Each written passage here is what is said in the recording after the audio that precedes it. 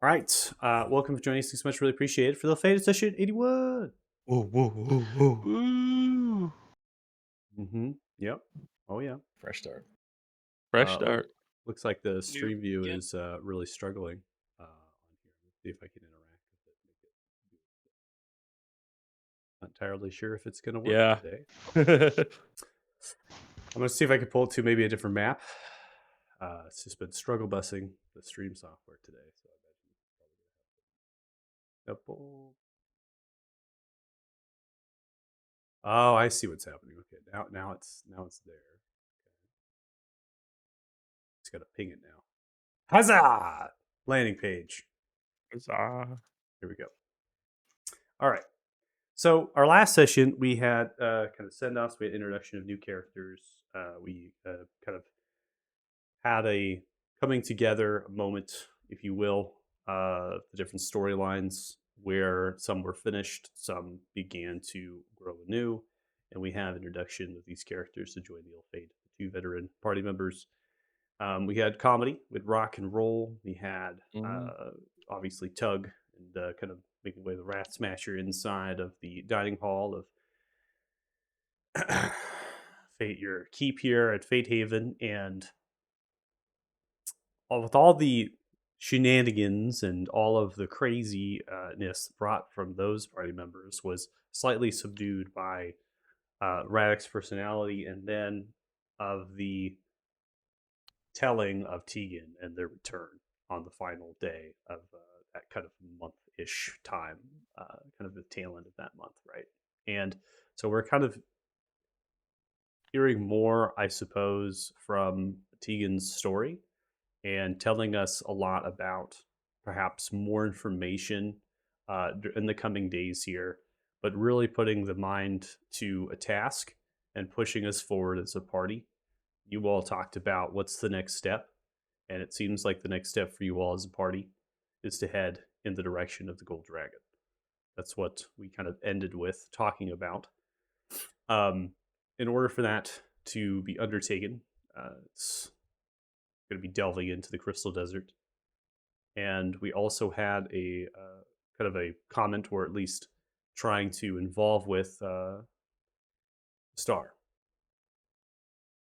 kind of a using them as an emissary or someone at least just with information about the Belknock, the Nisquil, the Kuliak, basic the whole area in a way.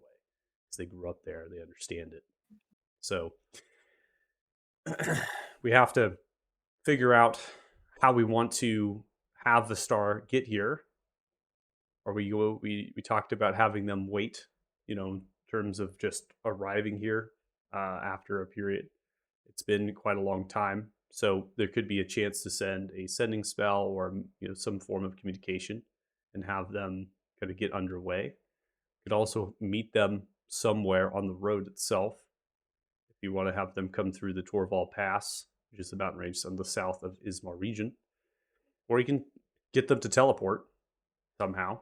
Either you go over there, teleport them back, fetching one of the mages, Levia, seeing if they have teleportation abilities. Could also try to see about finding someone in the City of Stone that might have those abilities there. But your connections in the City of Stone are few and far between. You don't really have a whole lot.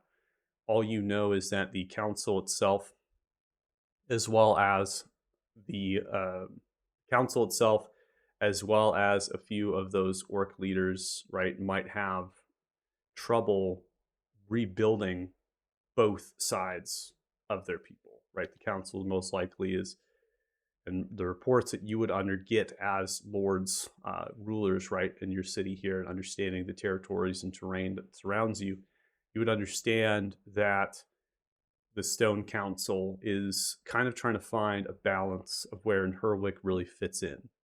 The Talthar regime is in shambles. There isn't much leadership and a reason to uphold in Herwick beyond uniting the Dwarven clans, and the Dwarven clans are really in shambles and destroyed themselves. So, in Herwick isn't really a necessary or even a thought crossing their mind, but there's still undertones of tradition within the people of the Stone City.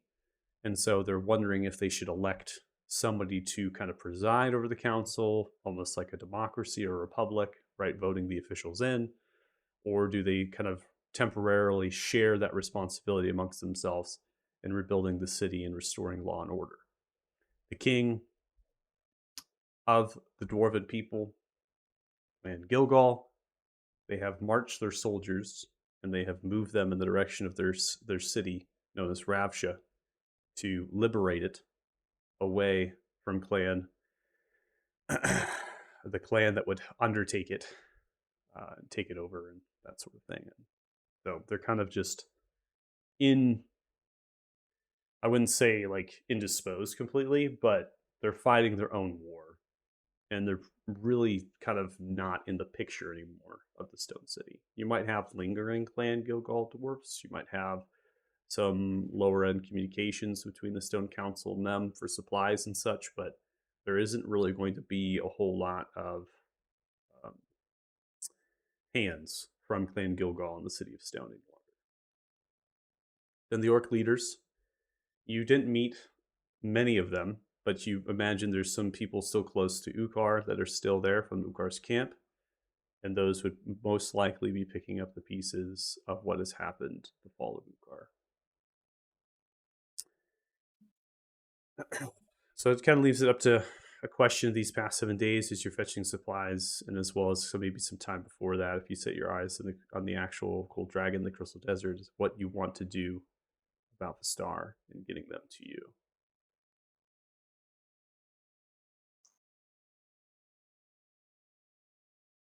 I mean, we need to check on where he's at, because if he's already near the Crystal Desert, then it would just be more beneficial to go to him rather than have him us.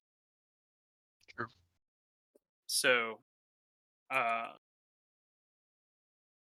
you would have say- scrying and teleport now? yeah, I do. That's what I was saying. I'll probably send him a message first. Just send him a sending. And the sending would just say, "This is Varus Willow from the Ill-Fated. We got caught up with the business with our city, and it took a lot longer than expected, but still interested in having you as a guide for the Crystal Desert."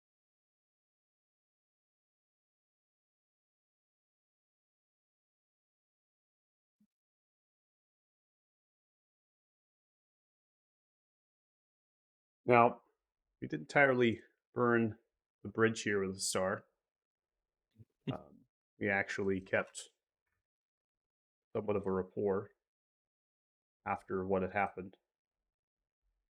So the bridge itself is not burned.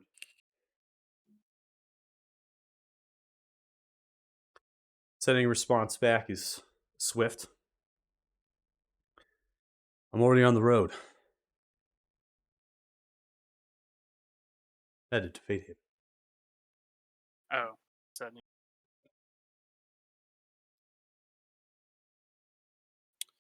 Just passing Starlight Bridge, entering into 4. This is the sending that you would most likely be sending on the 20th of Laverian. So imagine 7 days of travel. Could get to Fate Haven in time. Well, then we have to figure out how we're gonna travel, because I mean, none of us have been to any of the places near Crystal Desert. But your friend Vistar, he has been there, yes? Yeah. Perhaps he can show us the way. Okay.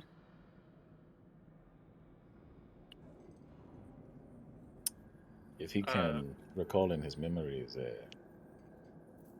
large tree or sufficient spot in nature, I can make us our doorway. Oh, that's very helpful. Okay. I don't know. Would horses. They wouldn't take well to the desert climate. Make a Imagine. nature check if you want.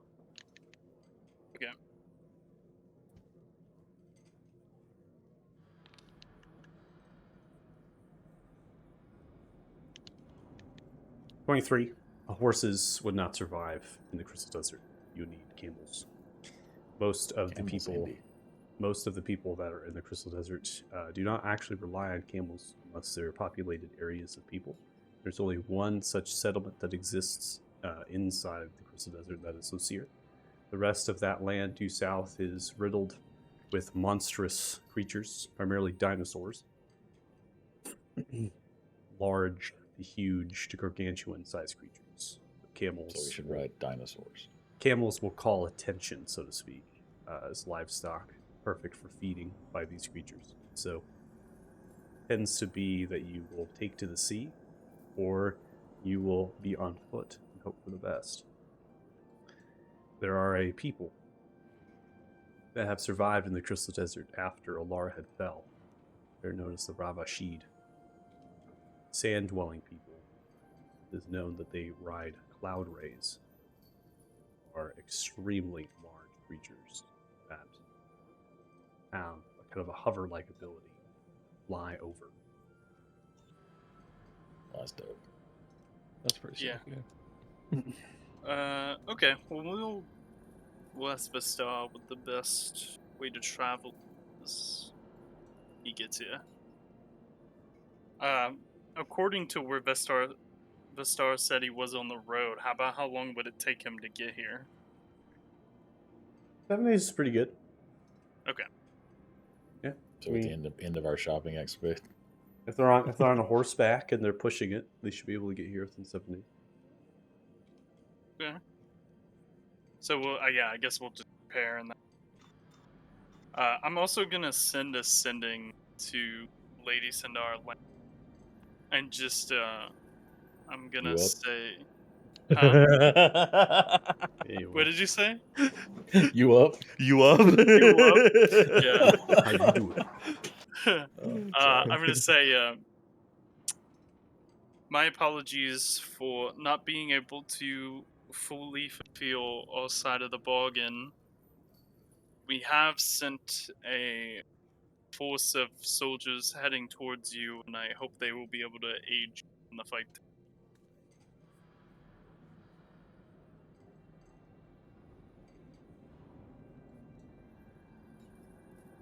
Response back. Noted. They're able to reach past the Niflheim Blue Road. Orlando may yet stand a chance.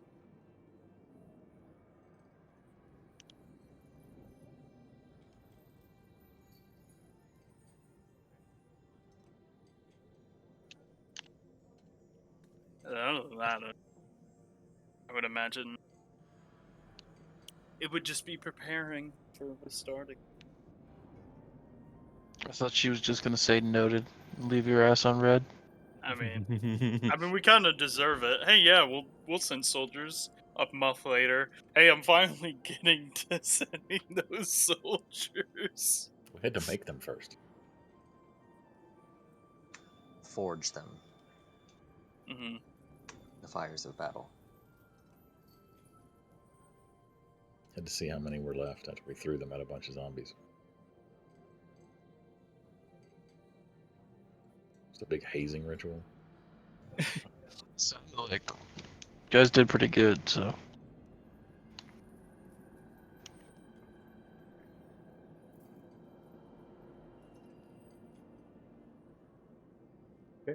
Anything else?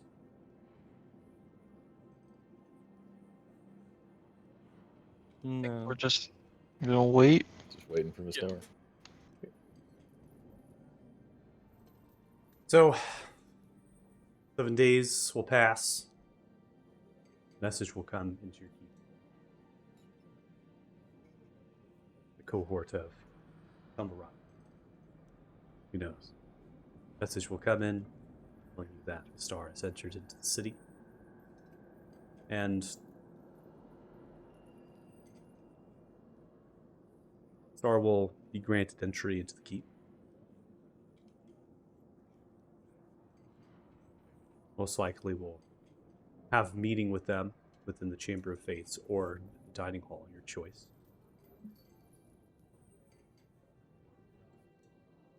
You I'd new- probably just do it in the dining hall since it's like not You have new super party members. official. Not a lot of tables taken. Chamber of Fates.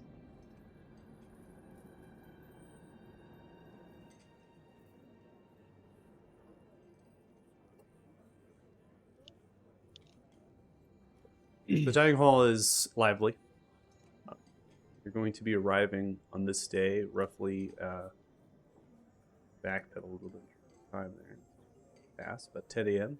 when they'll arrive, so the morning. Most likely camped out in the pass itself on the east side of Fort Farron before they began to take the road heading west. The dining hall is still alive in comparison to how it was before. Remember, you sent out soldiers, so you basically have marched an army away from this place, and that has diminished many people that would otherwise be in here consuming food, drinking, and enjoying themselves. You had still people of court, as well as the inner workings of the keep servants, and those lot are still here. And you're not a rulers by any means, so we're going to restrict those people to different eating areas. It's just one communal kind of hall here that everyone's invited and welcome to. Star will enter in, still wearing that gilded mithril armor on. They have kind of a skirt-like tabard that hangs underneath the armor, kind of maybe something to wear during travel. And those are kind of kept with a satchel that overdrapes over the side, and then they have a backpack as well on the back. A great sword strapped to that backpack. The helmet is still on. Begin to move forward. They stare at all of you. Various tables. I bet you're not all sitting together at the present moment. They just kind of look in the general direction of the three that remain. Begin to move forward. Well met. They raise out their hand in the direction of you three first. Looking at the rest of them sitting at the table. Rock and Roll and Radican. It's good to see you again, Vistar. Friend. Yes, friend. You have new friends. Yeah, unfortunately, yeah, Fortunately. we had a failed mission. Lost some of our party. I see. Nothing needs to be discussed. Dwell on emotions of loss can trouble the heart. After all, we are in war. Seems as only one battle is ended and another one's beginning. Fort Farron, when I passed by, they spoke. Your army has moved through, headed south.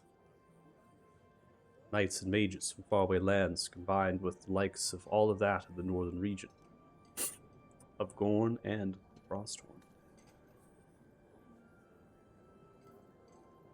Hopefully, we can stop the push of Damodar.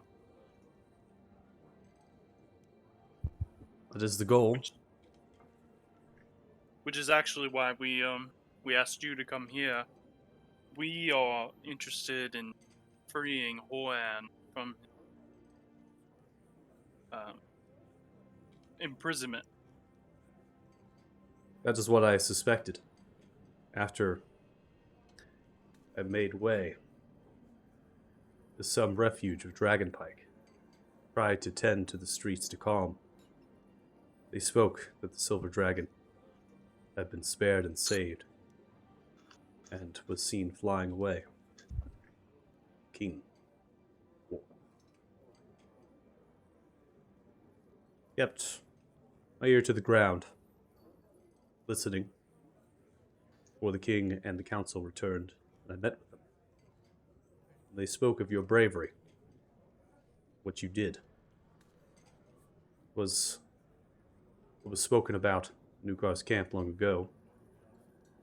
My quest was always to save the Silver Dragon, and then make my way to the gold. Belknok, back to my people. Well, would seem our interest align. Exactly. That's why I already had readied my horse. I was on my way. After I had calmed the rebellion down, gained control. Stone Council uses them now as a guard of sorts, restore order and peace about the city. Took some time. I wished I could come sooner. But I imagine you were already dealing with your own battle against the undead scourge. Yep, we wouldn't have been available to leave anyway, so no harm. You have been to Lucia before, correct? A long time ago. So, our plan was to have our friend Radek here transport us to Lucia and then have you guide us to the gold worm's lair. But if you know where the worm's lair is, I might be able to take us there directly. If I remember correctly, he spoke of the lair as being reaching it as being some sort of journey or test of its own.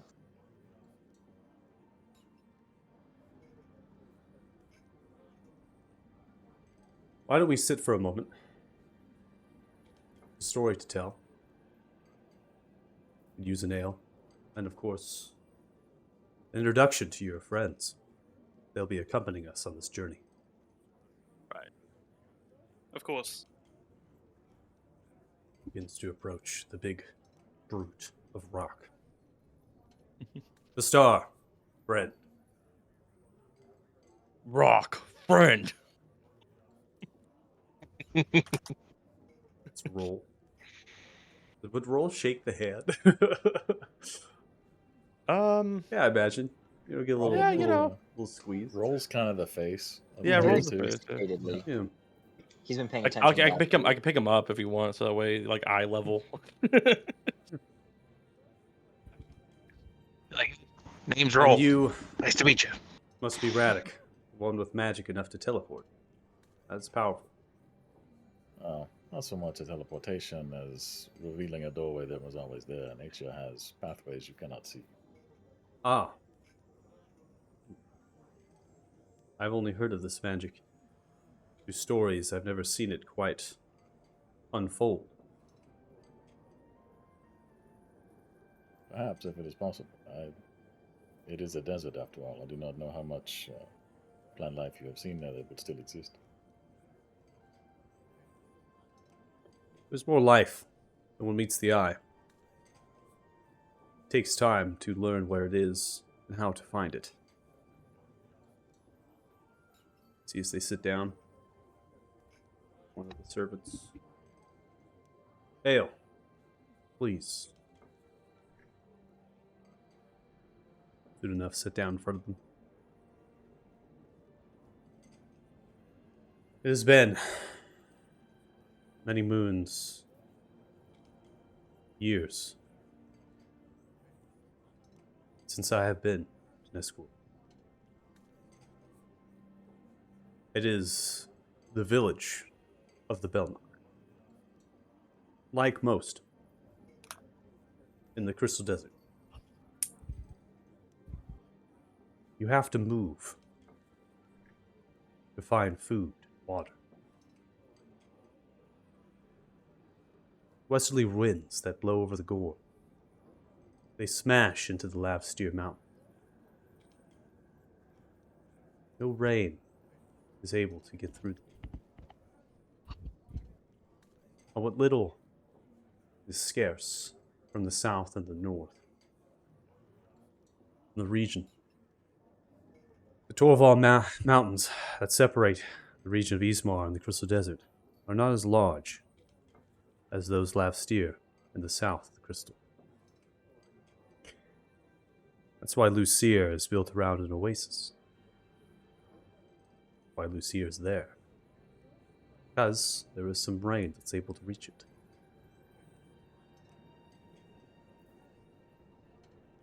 Anything further south, you will come across a barren, difficult landscape. Esquil is a village built on a base of a mountain pass that leads around a high desert lake that's pooled, large, filled by many gorges that dispense from the mountains. The water is highly acidic. Very little creatures actually live within it. Not very drinkable. But the Belknap have found ways.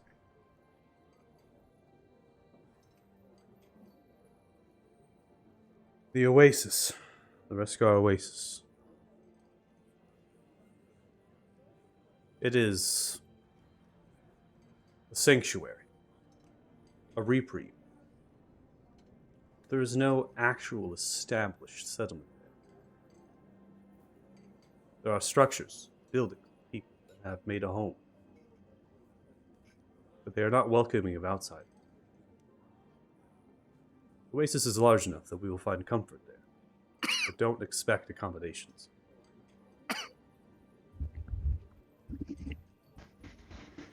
Many people that live within, they give themselves to the Ravashid, where they are born of the same blood. There are people that have lived since the Crystal Desert became. They have sacrificed the religious zeals and bonded crystal that lies within the sand. They've adapted. People in the Oasis are not very welcoming of the Belknap, nor are they going to be welcoming of anybody that travels from Lucia without some form of trade. To give, not to take. Many of the children, people of the Oasis, will be looking for the next steps of their journey. Become Ravashid. They might see you as a challenge. Fight you. To take your armor and your weapons. Then to march into the desert. And await.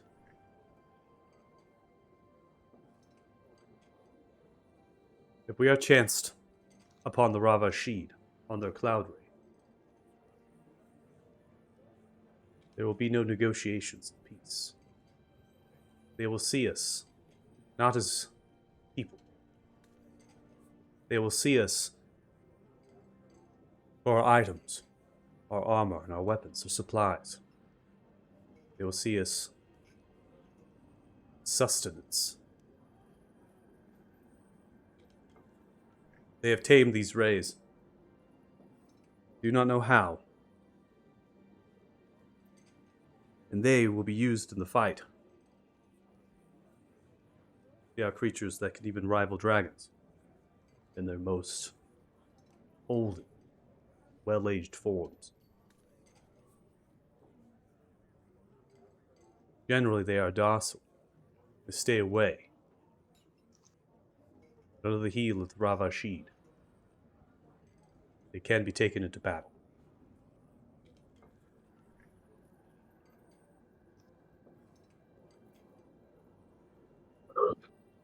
I never journeyed Path of Fire.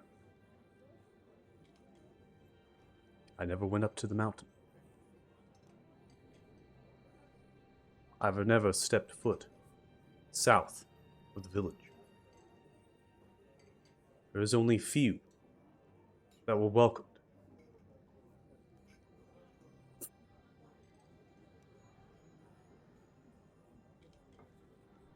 I do know, spoken about by the sages, that there is a temple dedicated to the likes of Valar. It is where those few will go. See if they are ready.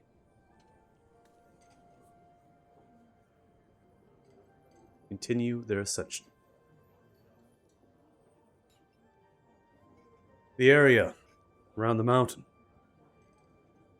Moron's lair, is told by the elders and the sages to be well protected.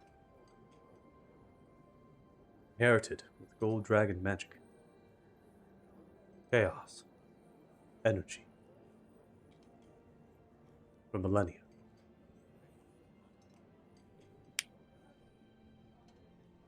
Do not find myself wondering,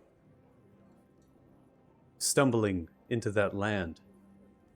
We will find a challenge. I know we will find a challenge.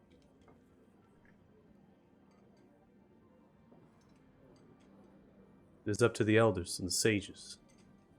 You are ready to walk the path of fire, and then you will be on your own. We will be on our own. The rumors I've heard, in the years that I've left, is that the Kuliak have been challenging for territories, resources.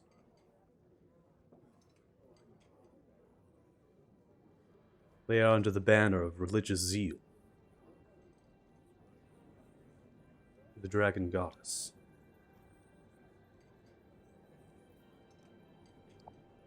I assume that they will act like the Ravashid we encountered them.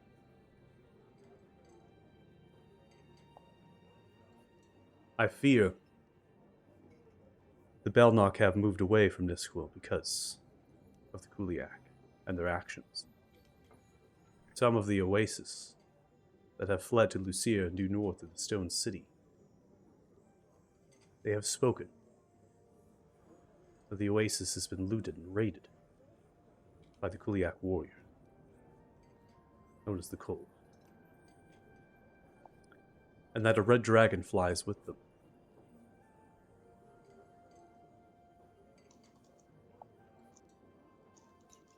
And if that is the only dragon, I dare say, you're wrong.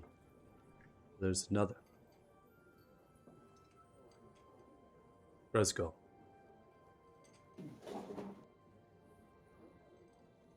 They have been feasting in their hunger, flying high above clouds. Crystal Desert is their hunting ground.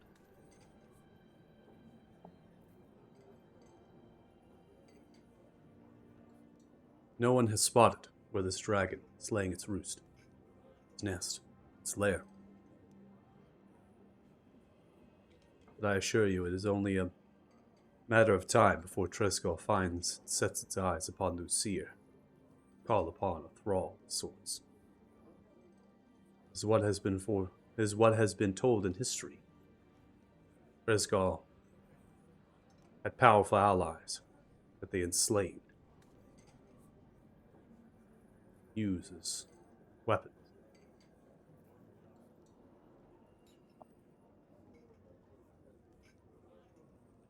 Albeit I don't know much about this dragon, just the history of them, and of their ancestors.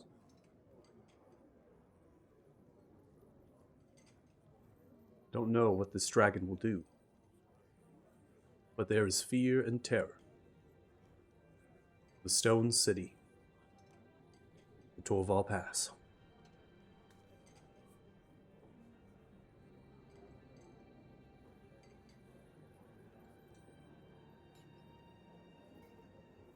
Are there any questions?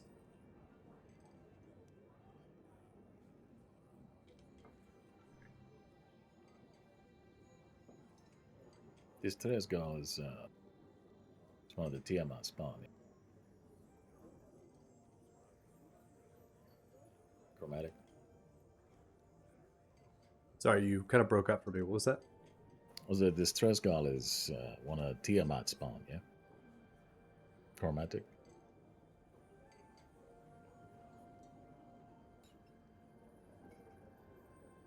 I don't know. As far history is told. Must be. But Tresgal has been gone for some time and has returned. They are wielding of great and immense power. They are a follower of Tiamat. Then I can assure you they would find kin with the Kuliak.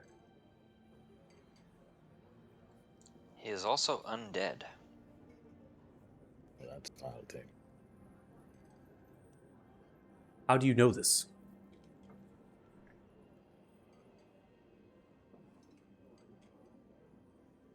Well, Tegan would probably be the best person to tell you this story.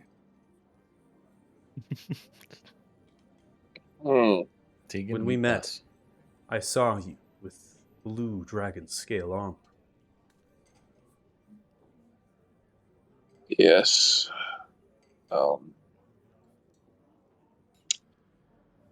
We, in an attempt to get a step ahead of Damodar, we stumbled upon a map that led us to a abandoned dwarven city site.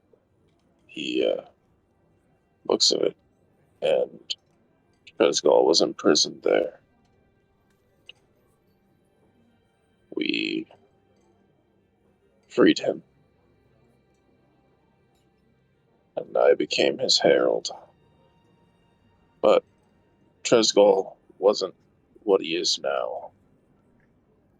He's being controlled by an outside force. Something that is making him stronger and unable to act under his own free will.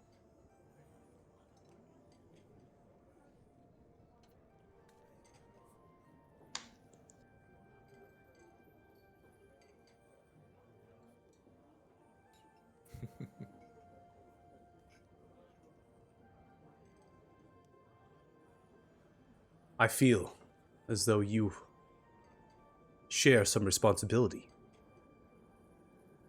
in this power that Tresgal holds.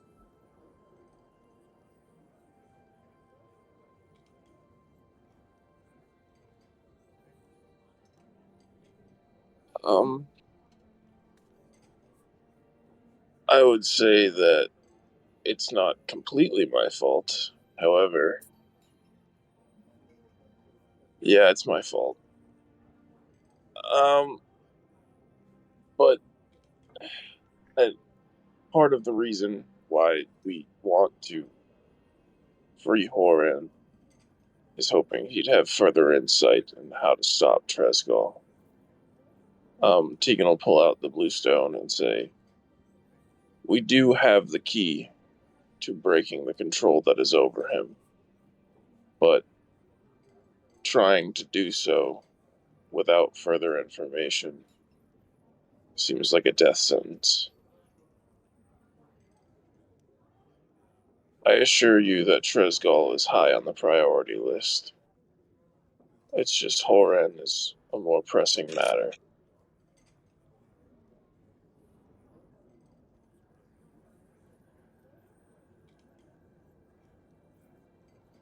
The path that we walk, the mistakes we make, they're for you to find. Fix them.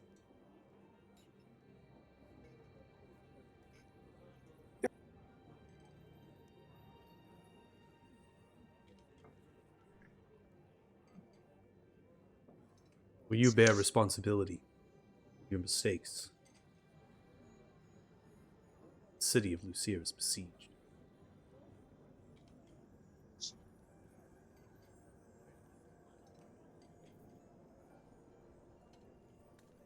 Well, I bear the responsibility.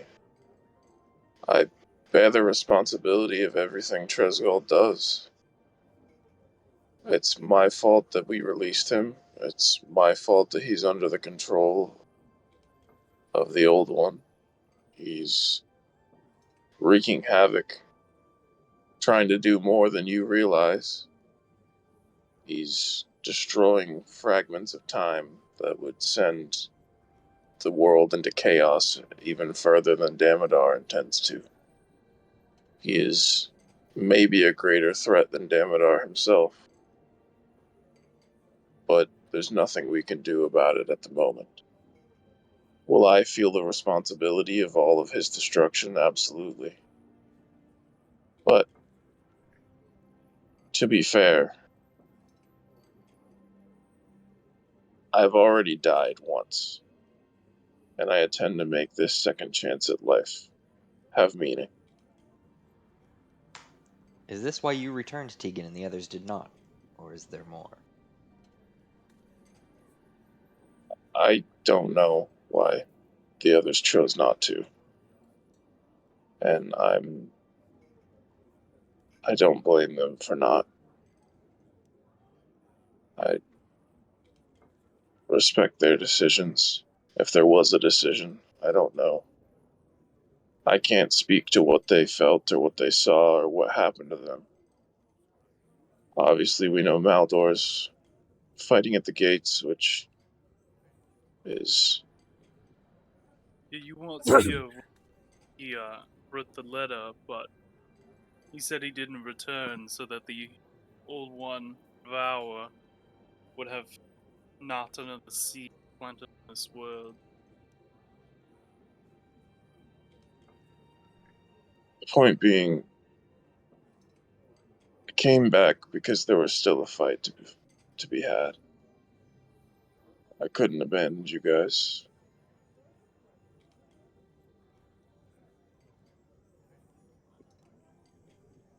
Fellowship of But yeah. friends. Power of friendship is strong.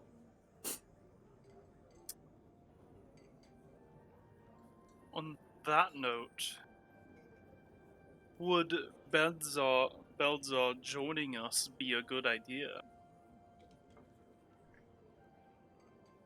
He's offered to come with us, but I wasn't sure if he should or not.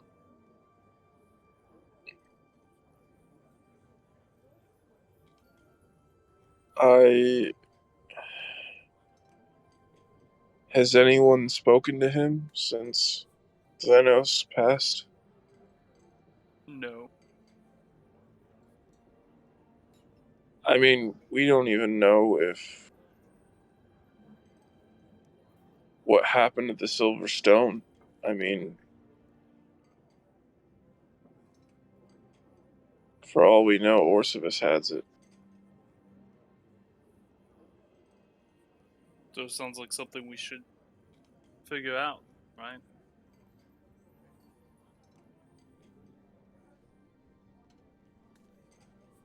I mean, I definitely agree.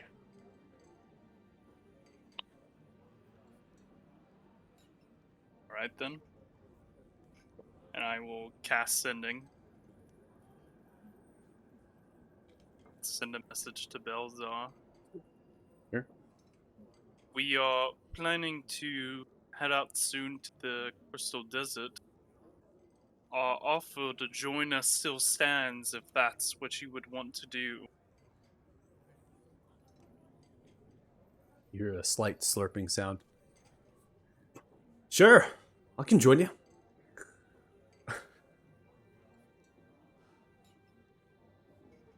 I look at Tegan. He sounds like he's relaxing on a beach, so he sounds fine.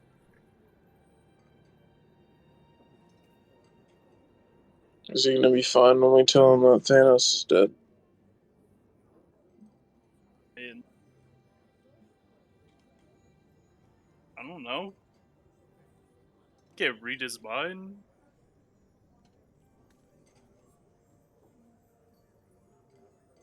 I'm sorry, I'm not trying to be an asshole.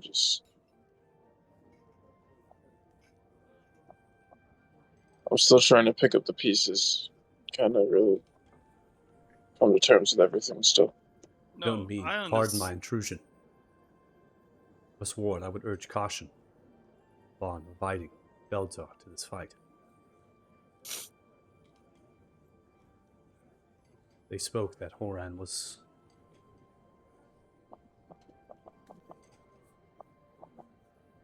afraid.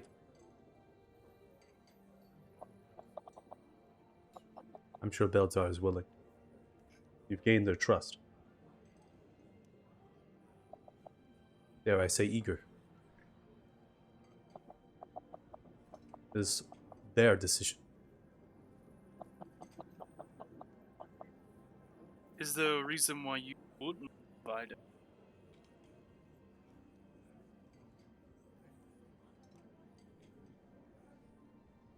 Selfish reason, I suppose. I worked with What's Clan. that? I worked with the Dragonpike Rebellion for a long time. We heard stories and watched firsthand the onslaught that Belzar dealt the dwarven people and the city of stone.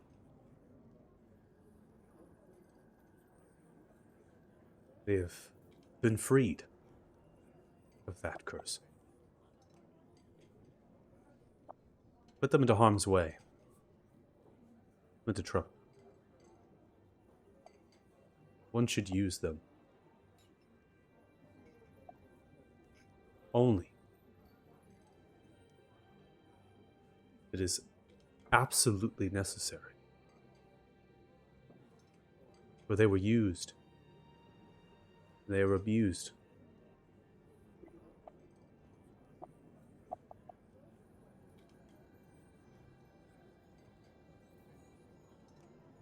That's fine with me. I don't mind leaving him out of it.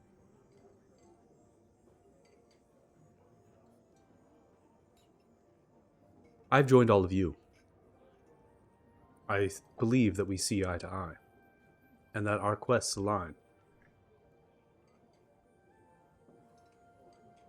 And I know it. But the Silver Dragon has been released. And it seems that they have found peace. I only wish for that peace to continue. But if you believe that it is necessary to involve them,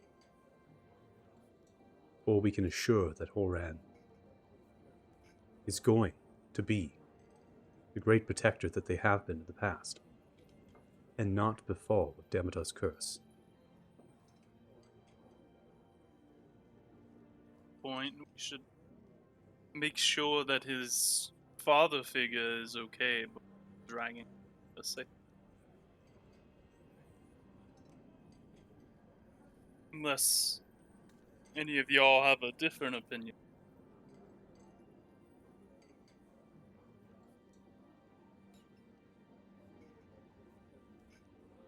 It's whatever you want to do. I mean,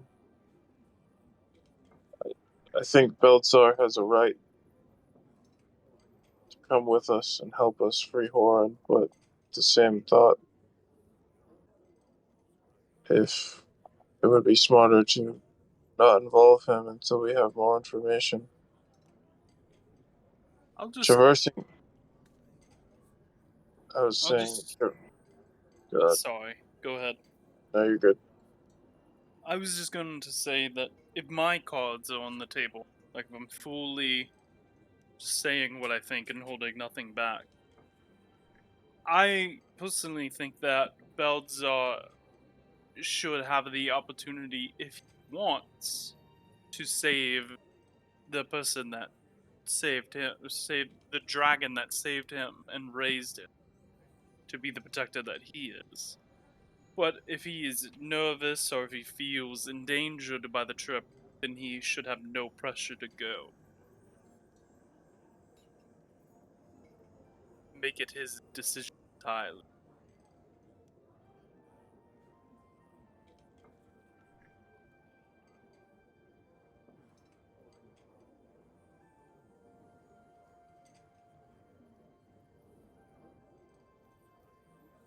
I mean, put it in his hands, I guess. I think our ability to traverse the desert is going to be significantly greater with his help. But again, if we're leaving it up to him, I think he'll make the decision that he wants to. So All right. We can start to get on the road before we make that final decision. I think other than that, Star, do you think that would be a good idea for our journey to start in Lucia or start somewhere else?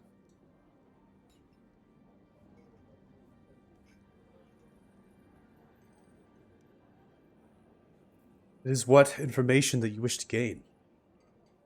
You find that heading into Lucia will gain you more information of the landscape, the terrain, the people.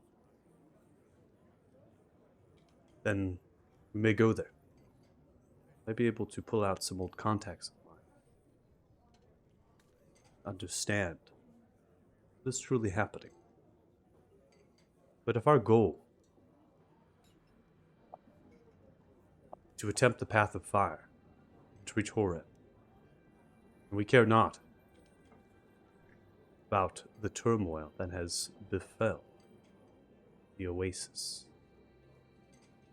at the looting and raiding of the Kulia. We do not wish to get involved with the followers of Tiamat and their ally kin, Tresgal. Making an appearance in a city, asking questions, might not be the best use of our time. We might be pulled into another fight we don't wish to have.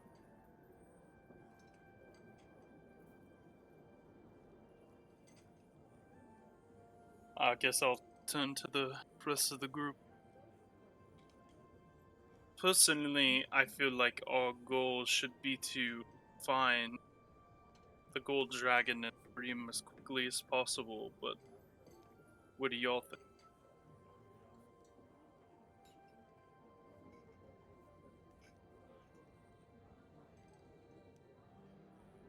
That is the goal, and the straightest path would make the most sense.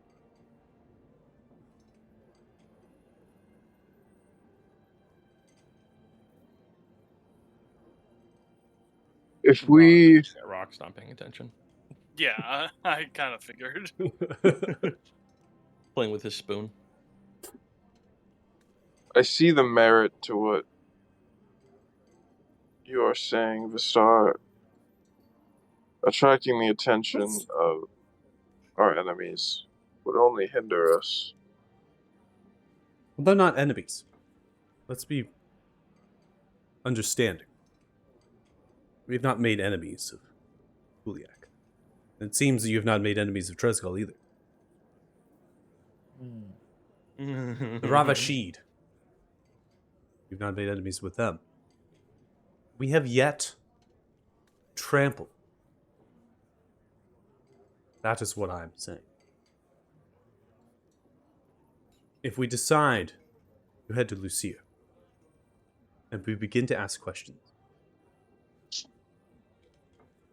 if we are found to be unwanting,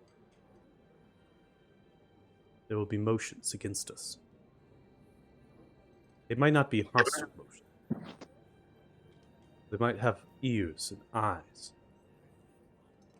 gained into our direction that we do not wish to have.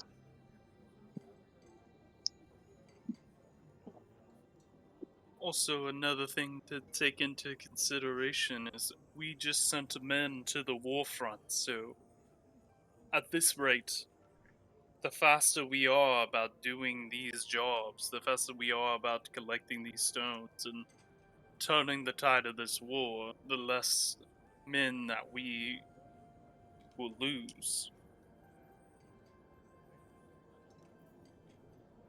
Those people are our responsibility.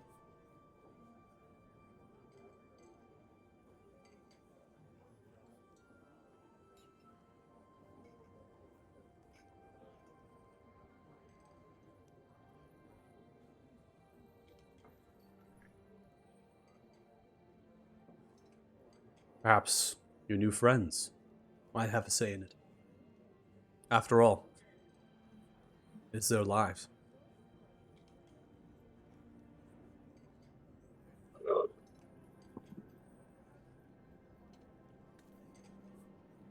What do you think, Radek?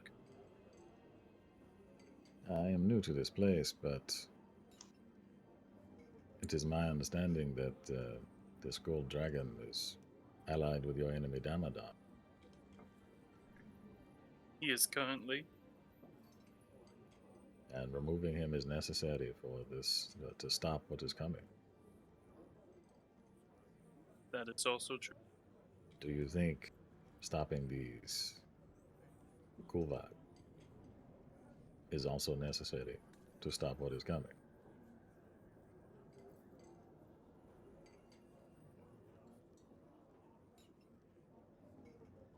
Don't think so.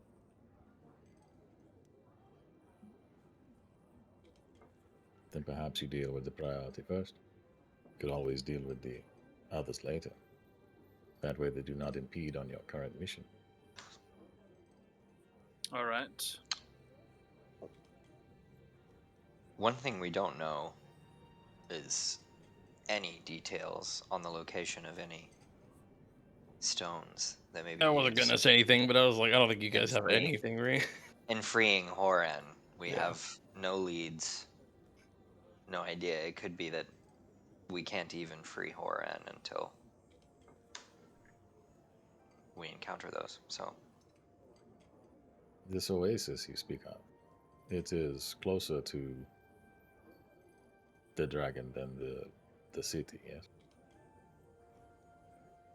Yes. Rescar Oasis is in the center of the region.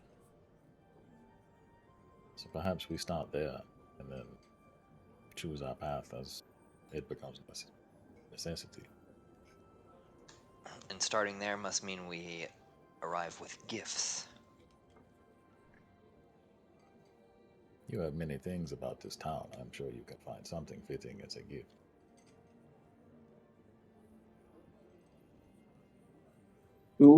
Lucar is the one with the gold stone, right?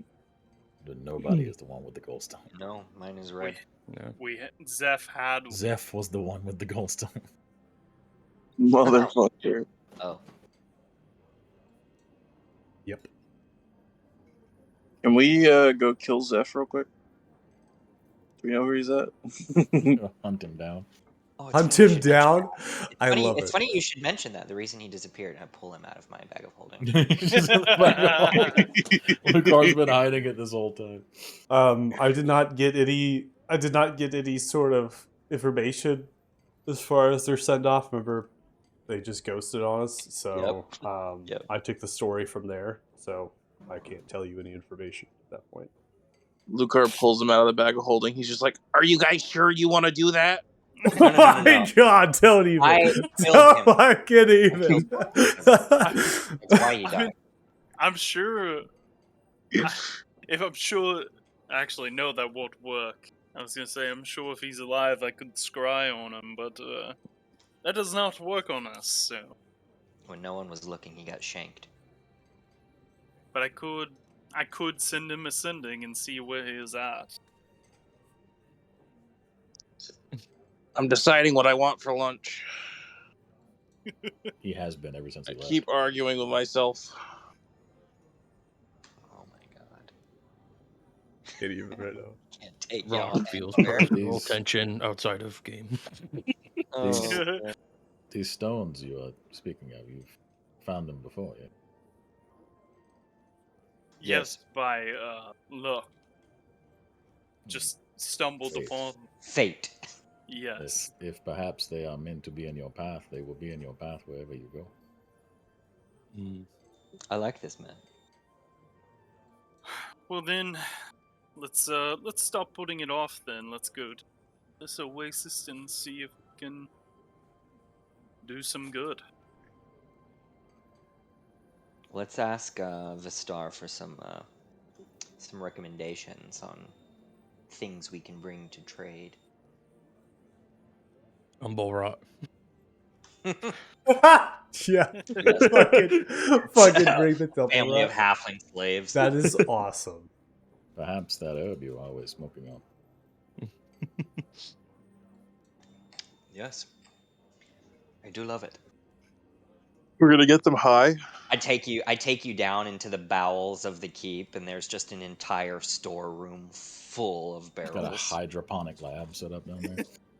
Yeah. There's a warehouse behind the keep.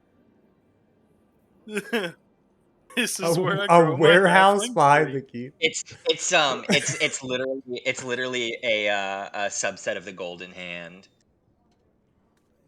That's awesome. just making tons and tons of leaf and spreading it across the lands. And at this rate, I'm not gonna have any third level spells left. Oh no. Oh no. What were we ever going to do? Yeah, as if we're not gonna sleep a minute. Dragon lands. Hey, I'm all out of third level spells. Guess I'll Shoot. have to use an 8th. Oh. Ah, no. How many magical energy potions did you make? I didn't make any. The fuck? Good are you? Oh.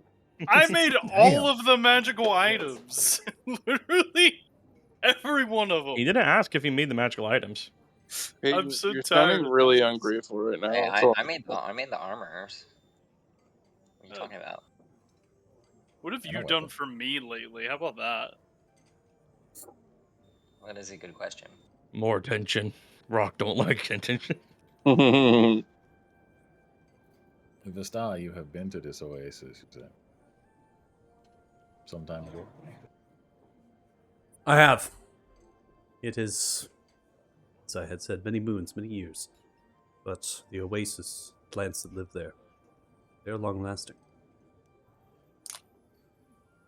If you Spoke of would this. permit, Movement through the natural world.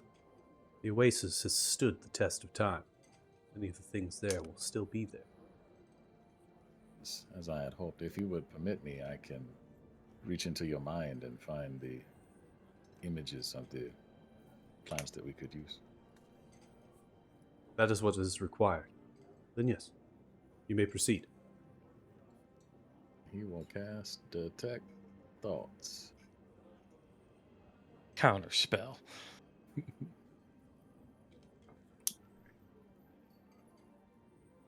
Focus on your memories of the oasis, the largest plants, the strongest, oldest. As they close their eyes, begin to focus.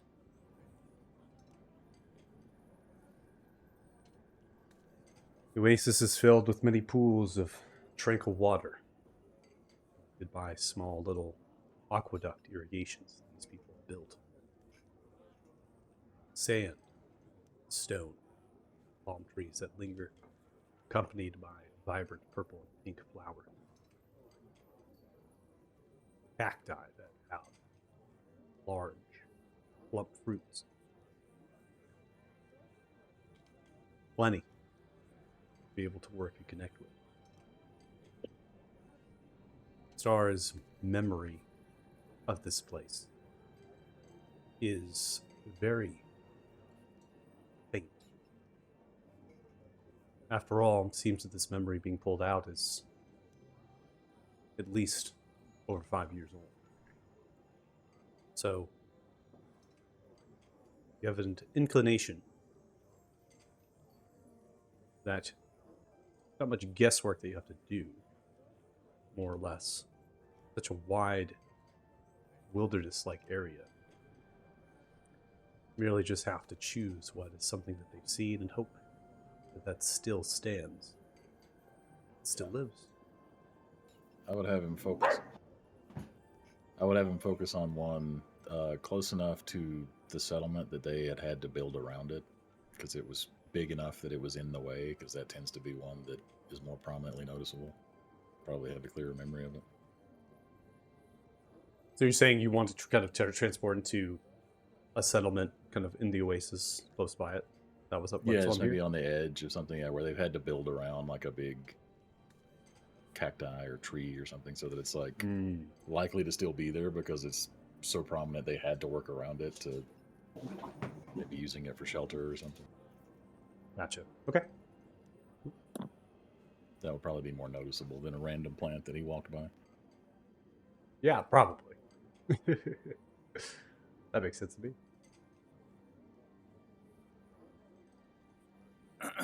Anybody else doing anything in particular?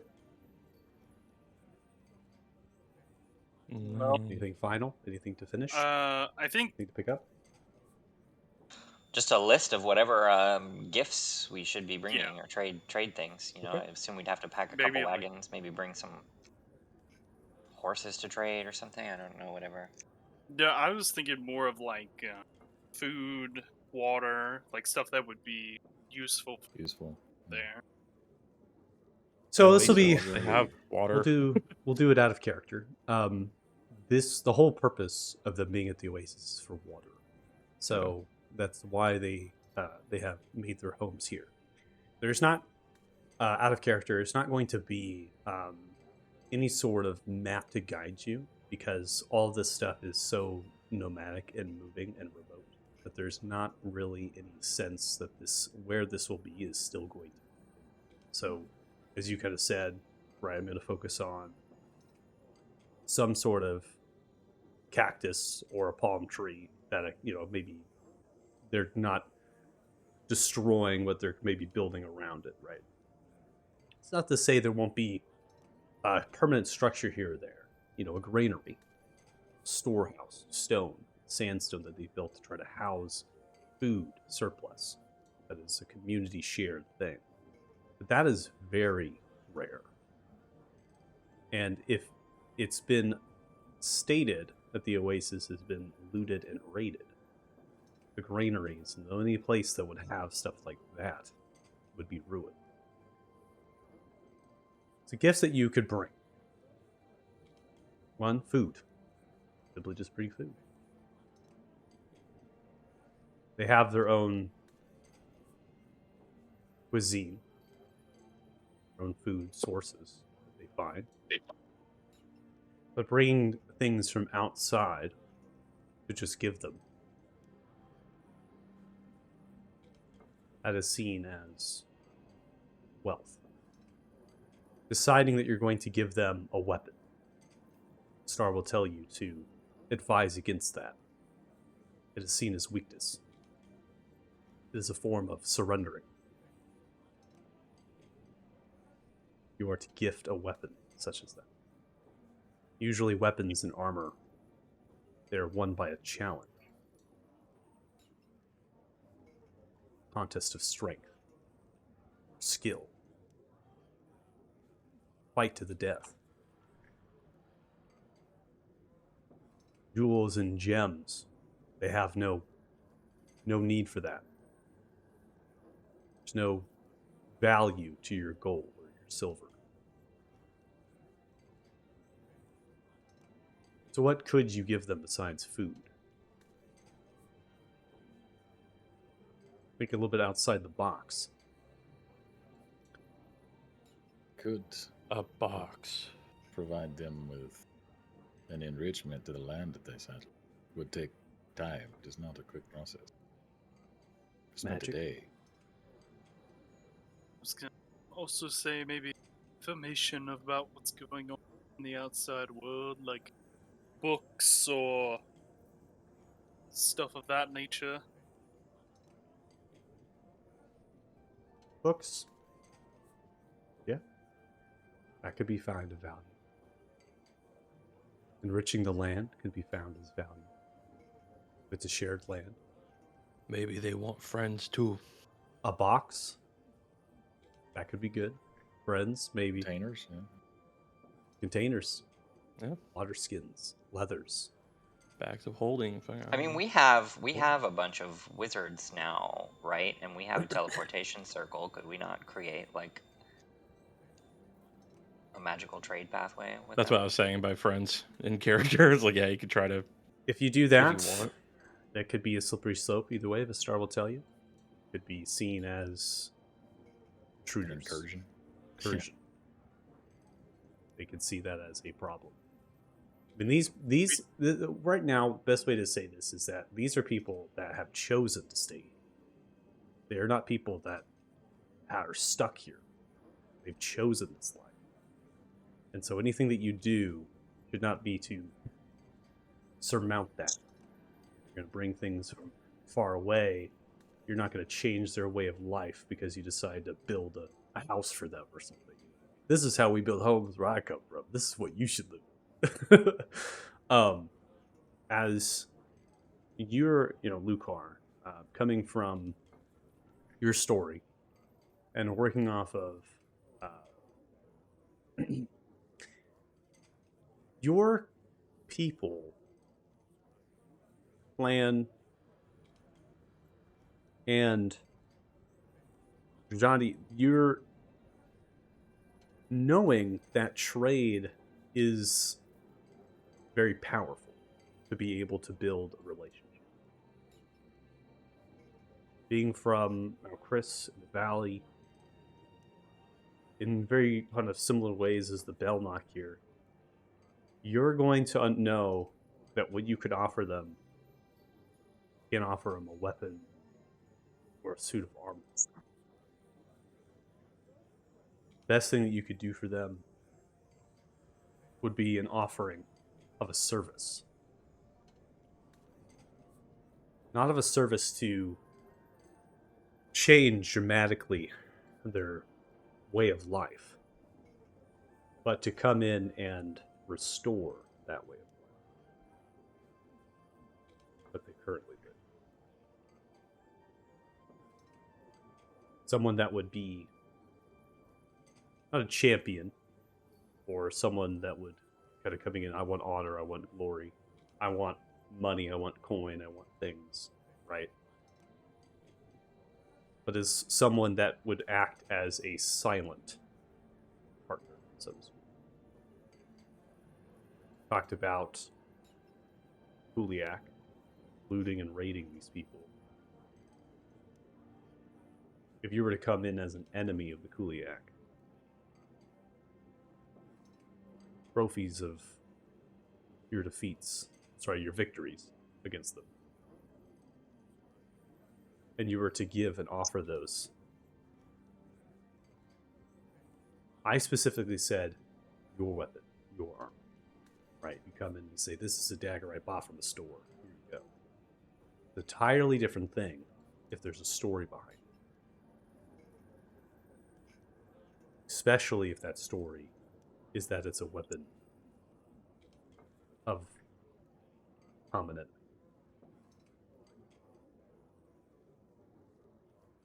So, Lucar, you would be able to pick up on that detail because you, as your clan, and your Dradi, where you come from,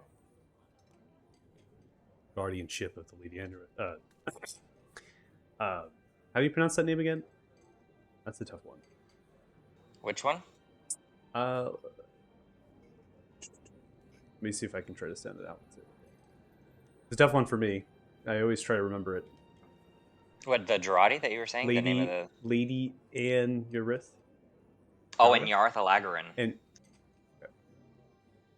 What he said. And Fuck you call Yarith? me? But just shortened it to Lady and Yarth, yeah. And Yarith Alagarin. Is that how you do the full pronunciation? Yeah, and Yarth Alagarin. See, that's so hard. I'm trying to figure it out. Okay. Them damn dragon. I'm just gonna keep it up and just gonna keep like practicing mentally in my head. I don't think Hooked on Phonics could have helped you with that one, man. Dragon. This is something that they would have tasked. This is something that your lady would have tasked you with to help people in the lower territories that would call for aid. Noting that the Crystal Desert was also something that existed in a small part within the place that you come from. And defeating an enemy such as that would yield you as a proud warrior and a status of an elder, being able to succumb with respect about your people. So you might be Violence is on the answer, maybe. you might be on a little bit of a press that says, if we really want to kind of come in and swing and aim high for respect of these people to make a home here, that we will have to essentially fight an enemy that they have. But that's on the higher end. Just giving you that as a piece of information that your character specifically would understand. Star would not understand. But you're paralleling. Okay. You're paralleling your clan, your Jrati, the lady sending you, kind of paralleling maybe in some part what the Belknap were doing. Right? Going as the Belknap were descendants, they are still of Valar, the Great Protectors. So these people might see a Dragonborn coming into the Oasis and beginning to throw that around. They might find respect for that. Regardless, right? Food, books, enriching the land, these things are all perfectly capable of your party without actually involving yourselves with a higher kind of dilemma or drama. Yeah, bring some on instruments. I'm sure they'd love to play some shit. Musical instruments. Well, we also Yeah. have to gather information and see if we can get any, pick up any details on where we can find pieces of the stone. I'm sure that Kuliak, we're gonna end up running into them in one way or another. Yeah, Whether or not they become our enemies at that point, we can figure it out. that's really up to them. Tresgal, well, and I mean, Tresgal technically does still owe us his freedom, whether or not he sees it that way.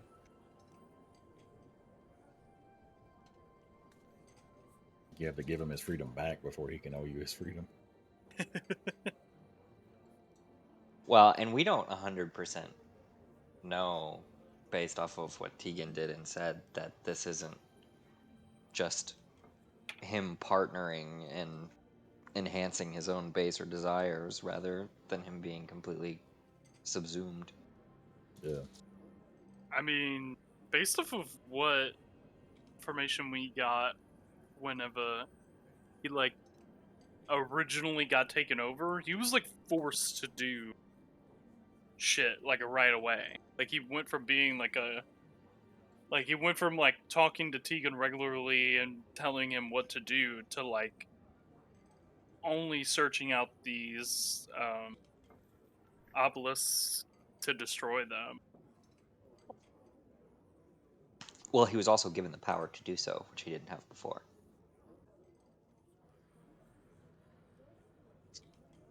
It's just a lot of shit we don't know, so kind of Yeah. like we should go in there and learn as much as possible and maybe offer our services without making any distinct promises. Yeah. So yeah, probably food. We can bring food containers, and then if Radek wants to help enrich the land, that would probably be what we do to start. Will they have need for horses in a place like that? No. No. Unless you want them to eat them. Horse meat. No. Never again. Never again. When did we eat horse? Yesterday. Did you eat Bruno? This is the best you guys could come up with? These are the ones that are supposed to help us save the world? Shut up, Harold. My name isn't Harold. You said Harold. Name's Harold. Did technically say that. This is why we can't have nice things. Yeah, I don't know, Tegan. We didn't really leave Fatehaven a lot over the past 2 months. I haven't really recruited a lot. So,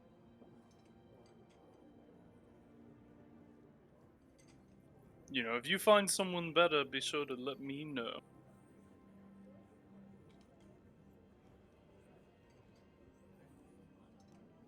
Brock is just so confident he knows nothing will ever be better than him, so he doesn't even care. Respect it. Respect the hustle, baby. You saw the fucking critical. I saw it.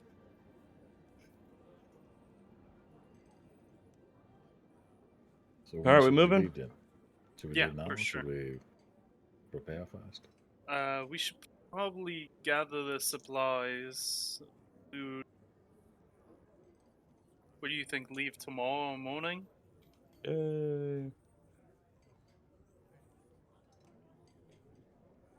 He agrees. All right. I mean, he's leaving now, but yeah. We're leaving He tomorrow left right morning. Well, All right. he's gone. Blue car's out. Smoke at the pipe. I'm running. He accidentally sucked himself into the bag of holding. Ah! Should I put the halfling green? God. Getting sucked into the bag of holding just reminds me of like a D&D show I was watching where they all get like stuck in their bag of holding and they fight like things they put in there. Never put anything alive in the bag of holding. Ever. Never put anything alive in the bag of holding. Classic mistake. I mean, unless you want it Your to be romance unalived. partner is got cat. Okay. So I was just trying to get a lay of the land, so to speak, going into a new area, right? Trying to figure out what it is all you intend to do. I'm not trying in any means trying to dissuade you from any place or anything. I just want to kind of begin to when we get later on in terms of the campaign, right? And through the campaign, you probably caught on. There's just a lot of stuff all the time. There's a lot of stories. There's a lot of things, and so this is more about what you all kind of want to get involved with as a party versus what you don't want to get involved with. You know, because if you're going to be stumbling into a place, we could be spending pretty much the entire rest of the session just talking and going through role play and trying to figure out information about things from characters that are being led by another NPC character that is introducing them, right? Because the star as a guide and pulling up old context is going to be kind of directing conversations to particular NPCs that are going to be getting you involved with things just in general, right? So I think it's really good as a party here that you've come to some consensus. Let's at least start halfway. Let's get into the Oasis, being a very nomadic place. There's going to be a good path here that we have to lay in front of us in the direction of the Gold Dragon without going into the hustle and bustle of a city. I think that is a fantastic idea. Did we have any sort of questions or anything at all before we're going to go to a break, and then we'll kind of transition over to transporting and then setting the narration of the new land? No, I've got a question about my character, but that's something we can do after the Okay, break. we'll Or do it during on- the break. yeah, we'll do it during break.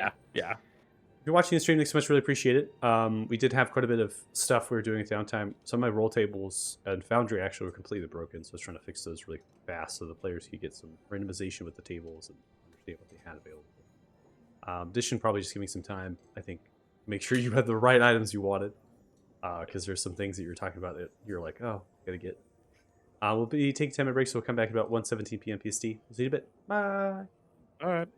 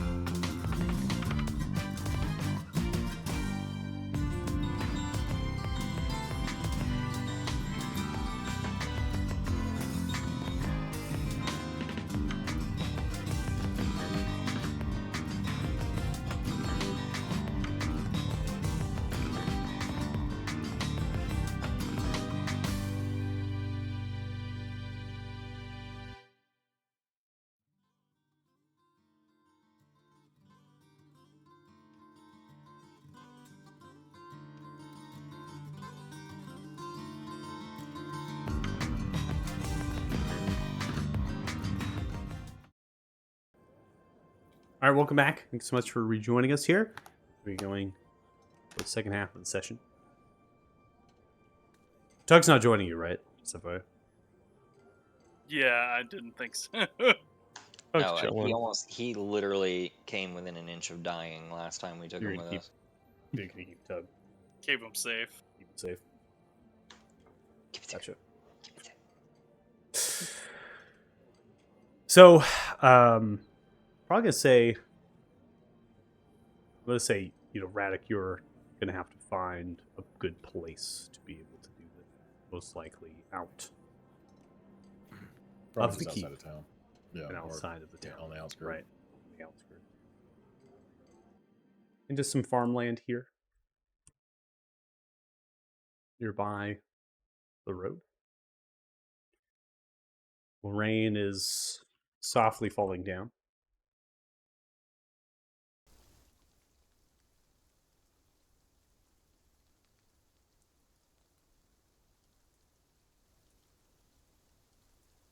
What do you do?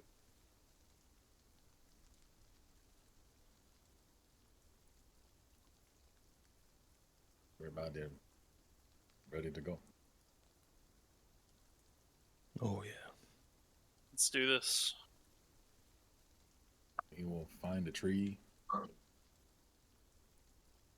give it a look to make sure it's wide enough to get Rock's big ass through. He will cast Transport via plants, Let's do it. aiming for the most prominent plant that he was able to pry from the star's memory. So you are going to find a large oak in the riparian south of the road, where it leads to work itself down. All something kept and preserved, Barren River. You can form a large slit into the trees. The bark begins to curl away. Yes, Adam is a druid. Listen. It begins to pull itself away as it begins to crack and pop, and not anything that's going to harm the tree, but the tree itself is adapting to the magic that Roddick is using against it. Dare I say using with it. Does not last for long. You should go if you wish to travel. I will step through. Begins Let's to do glow it. with a greenish hue as you step through into the void. Rock, grab the grain. Okay.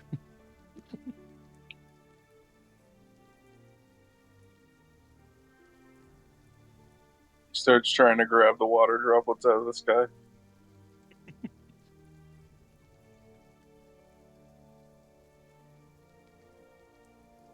Rain hard to grab.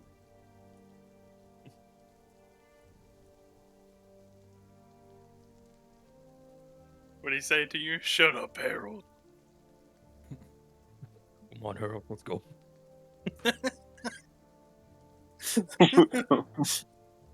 We have to rename Tartugan Kumar. It's gonna be Harold and Oh Kumar. my god. Jules appears in the universe and opens up a new restaurant called White Castle.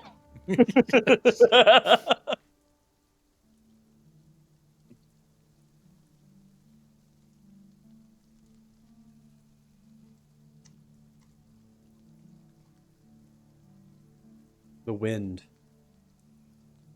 softly blows against your face. Desolate sort of wind as it's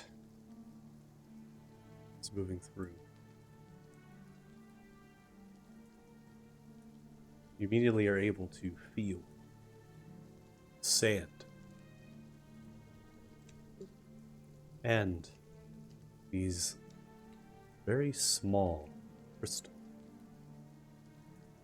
brushing against your skin.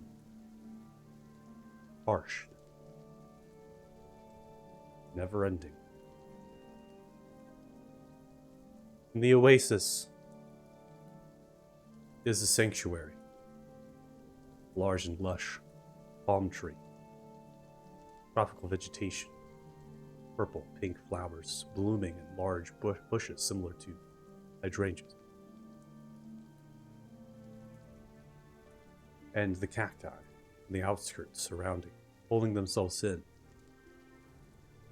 And the underground waterways that make underneath the sand and the sandstone, and the deep rock that still holds vital nutrients from a region that once was.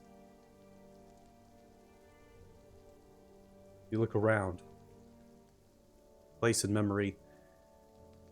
Tivastar was a campsite that was made by the Belknok, coming here to trade with the merchants, establish their wares of these large lobster-like crayfish creatures that they were able to catch in nets or their pots, and the lake where Neskuas resided upon. Also to forage for large fruits that bear on the cacti, and other seeds that form into smaller sized fruits on the palm tree. Not good. You look around, and at the tall reed grass that grows, you see life. Fish that have grown into large pools, rival the size of small to medium in terms of creature sizes. They have scales. Some of them are toothed. There are reptilian creatures that pull through the reed grass to feast on amphibious, smaller insects. Circle of life. What you witness and you watch. Many of these creatures are not strange. They're not foreign. They're not invasive. They just have grown larger, accommodating against the environment. That would try to make them extinct. We're at the tall grass, connecting some of the pools of water. Bits of stone, sandstone that are awry. They've been honed to walkway. Desert-dwelling people in a variety of different clothes. Keep cool. Hold moisture. Walk upon. Some with bows. Arrow tied with rope. Spearfishing. Arrow fishing. Bow fishing. However you call it. That's what you see. See some laying traps into the water. Scan the distance as you surround the rolling dunes that surround the oasis. Some growing into heights that range into the near 40 feet. You stare off into them, the sun as it gleams. They sparkle, shine, glimmer. The tiny crystals that lie in the sand. As you stare off into a nearby dune, you can see a group of the desert-dwelling people with no colors of allegiance. Tools sifting through the sand. They sift through it, begin to pull what they have down the dune, handing it off to others that begin to work themselves through a small wheel pulled by a mule. Pumps water, drain over, and to extract the crystal.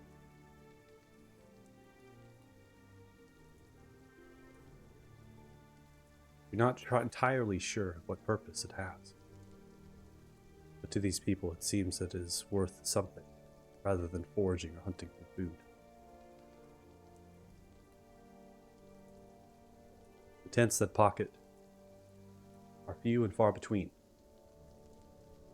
In fact, the closest camp to your current location, nearby the northwest side of the oasis, is by far the most habitable.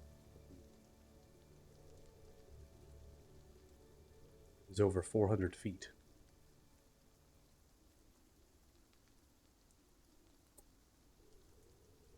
The star looks around, kneels, sifts their hand through the sand, lets it begin to fall out.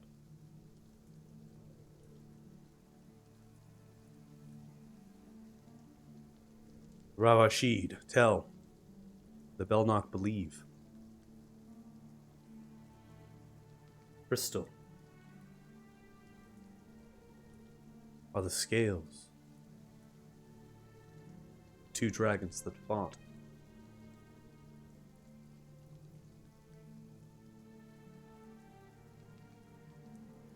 A great battle. It separated the land into two. The Gorn and the Crystal Desert. Crystal are all that you can remember them by.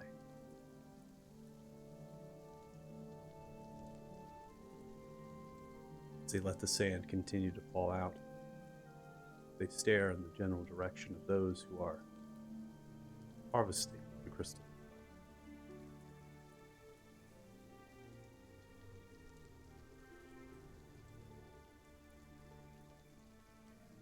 Magic.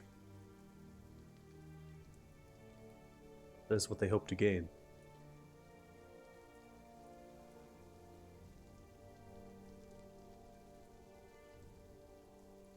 Using it for protection. Belnock sages would do as such. They would hold the scales in vials, etching them into trinkets. Form of faith, hoping that what they have gained is a piece of the Great Protector, Skook.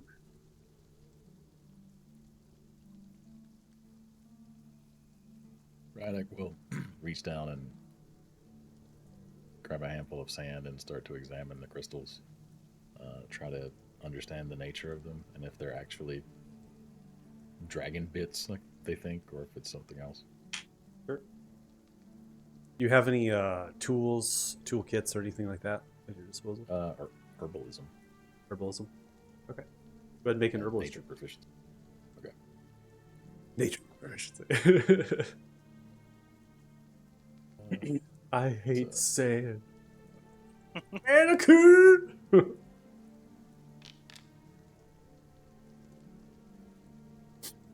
13. It does strike you as really odd that there would be so much of this here. But particles are so tiny, and they are very much intermixed throughout the sand. It's difficult to tell. You stare and you use some instruments from your herbalist kit. You are able to understand that there is specks of color that are coming off of gold and red.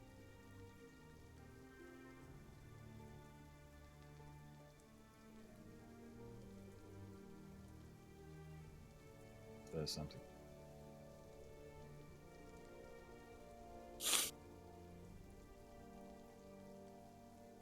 Oh, before we head off, made a lot of potions. I forgot to give it. I was like, man, what did I do with all those potions? Oh, they're all in my inventory. Yeah, put them all in there. You said you wanted. I told you. I just put everything into it. About them. I just thought about it. Okay, I will begin to distribute that. Carry on. All right. Oh, good. So, the star is looking around at the various tents, the distance. That heat wave, the shimmer, moves through.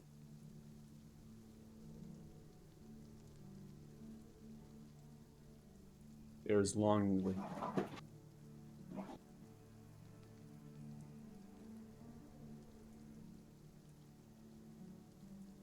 I don't see anyone I recognize.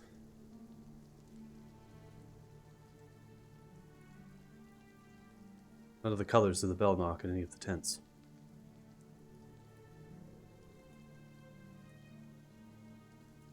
We would come for trade. Kick the sand, shifting it through.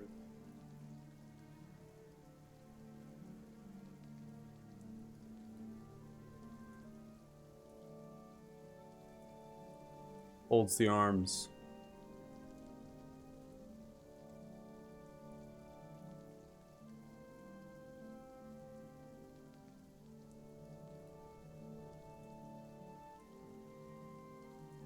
The elder would take us here. So we learn traditions and ways of other people outside from school.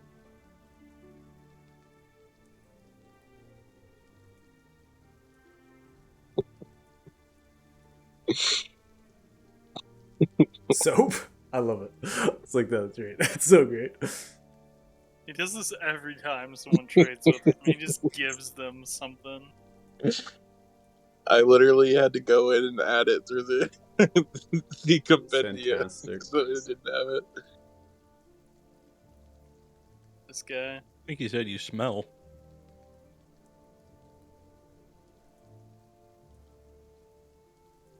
Adam's head shake was all worth it.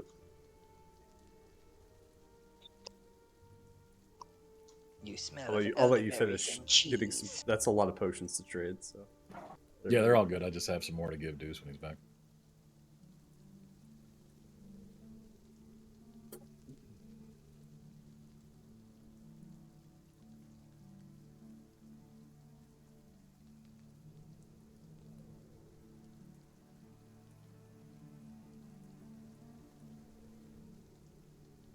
The pool that you see here is part of several others on this side of the oasis. To the Belknok and to the Ravashid.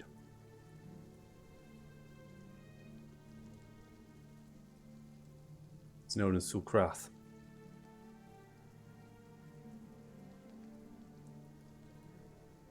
It is the most habitable of the oasis.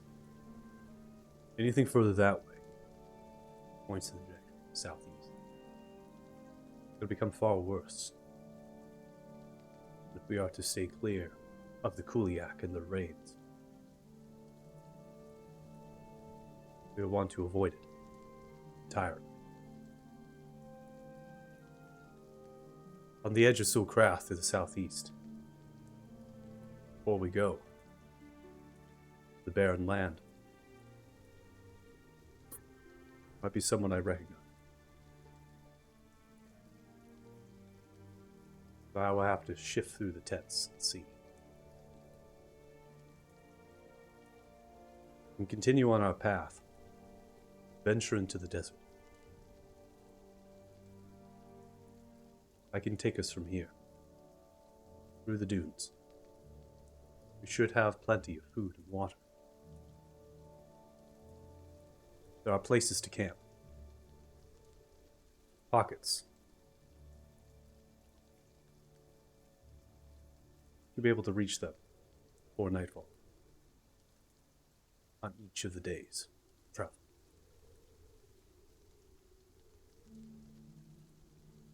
The choice is yours.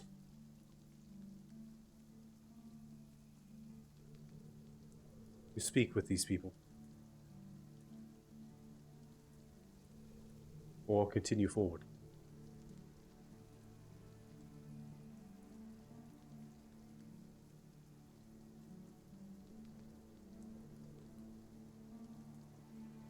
I did not mean to click that. Sorry, I was reading. How dare you? Find the path! Find the path! Shortest, most Uh, direct physical route to a specific fixed location. Safe. Yeah, I don't know if we should just power on. We should kind of search around. Because we do need to find the stones, so maybe one of them would be here. I think finding the stones is priority number one. Yeah. Yeah, let's get in contact. See if they've seen these stones, or if we spot them while we are searching around. Let us proceed. Seems to begin to move away from your transport location, heading in the direction of south and east as they begin to make way around bits of the oasis. Pools here are separated. They're not interconnected necessarily, though there's some gaps and openings you can move around. Then begin to navigate through various tents of people. What you're able to understand is that they onlook upon you and stare. As they watch, Star is mindful to keep pretty good distance away from these camps. They're wanting to get a better eye on what they will do is they will come a little bit closer. They will kneel down to both knees. They'll grab an item, offer, place it into the sand.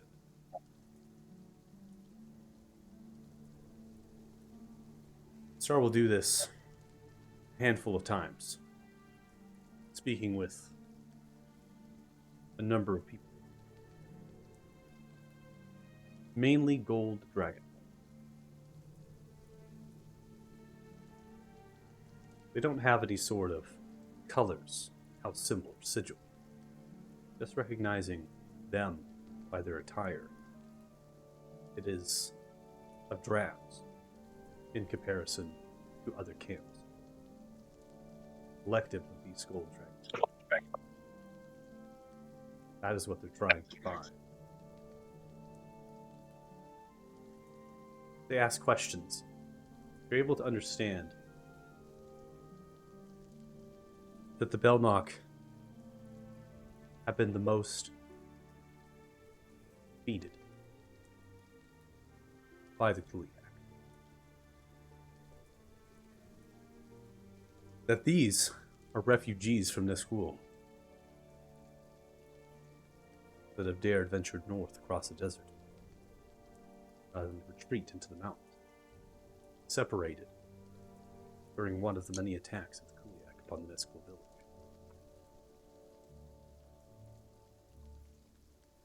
The star uses names. Every time, there's a shake of the head. As if that one is no more.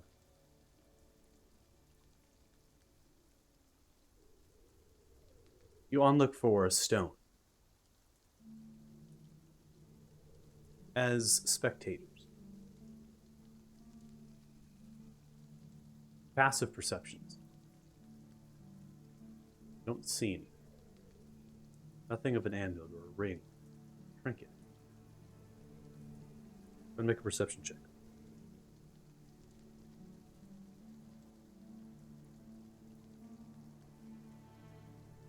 Who, everybody? Whoever's looking for a stone. Said you're looking for stones.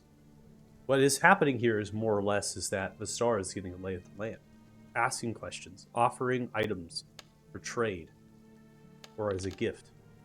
You gain an audience with what seems to be Belknok that have escaped attacks of the Kuliak upon the village of Nisquil.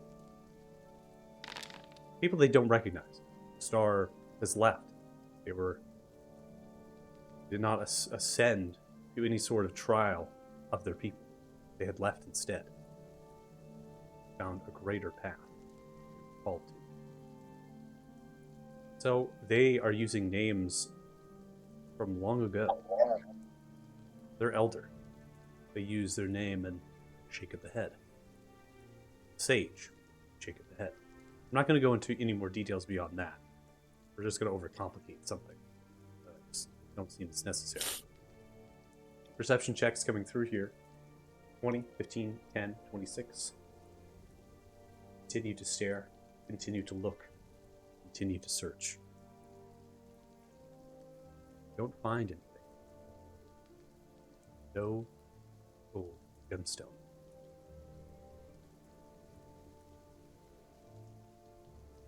You look for details of what might give you answers. And still, nothing.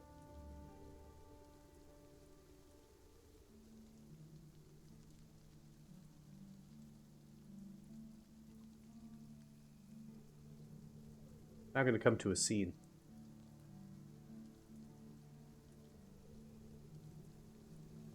If we come to combat, who's controlling roll? I feel like that's a rock duty. Yeah, I feel Fuck. like Rock should control Fuck. roll. Okay. And then vice like how versa. we Like just- if you're ever not here, then Deuce has to control your character. Yeah, it's We're fair. just asking some chill conversations. Like, by the way, if we're getting into combat, like right now, Just totally hypothetical, just- of course. If no reason. hypothetically y'all all got in a fight and died, what would you re-roll? Let me see this little bastard. What he's rolling with. Oh, he's rolling.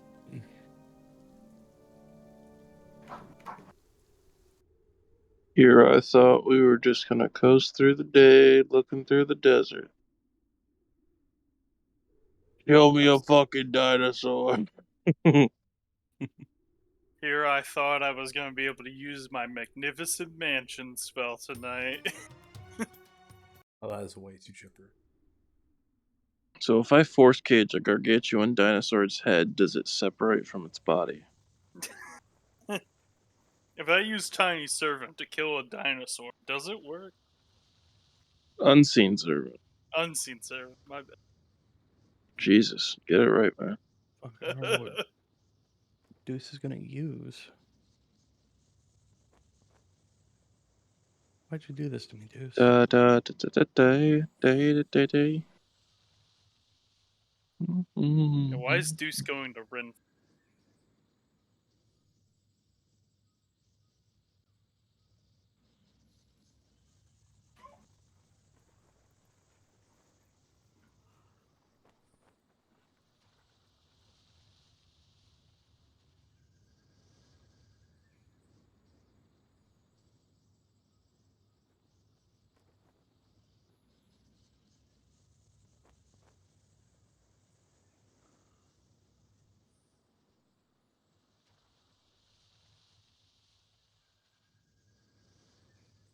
Let me see what my. Need to make sure I know exactly what my firefish things do.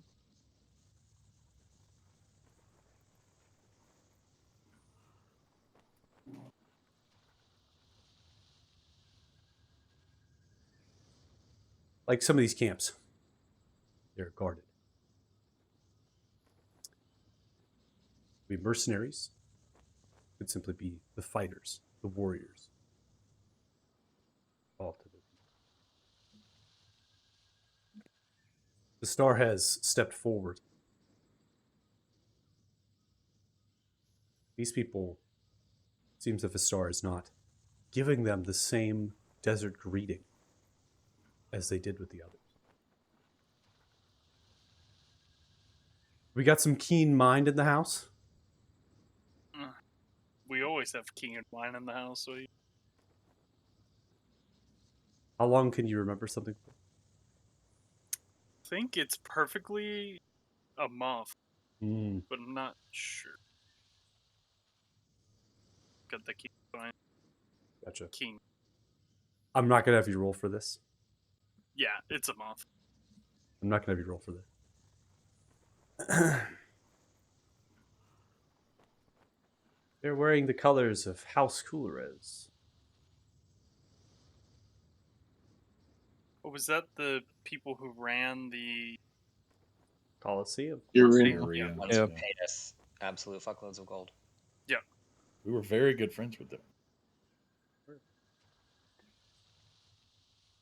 Tresgall wasn't. You see, as they don't do the greeting as they would normal do to the desert dweller, simply approach. The arm point from one of the guard here. The star looks back towards the rest of you and begins to motion with their hand for you to come closer and into the camp.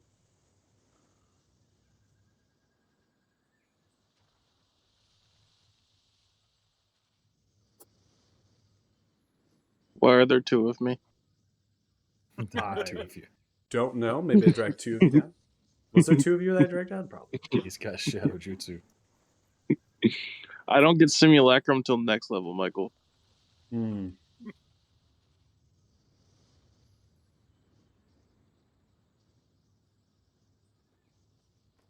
Excuse me. Give me. Hi, Harold. I rock. You see, as they're sitting, various pillows. It could be their bedrolls. It could be on bits of wood that have come from the palm.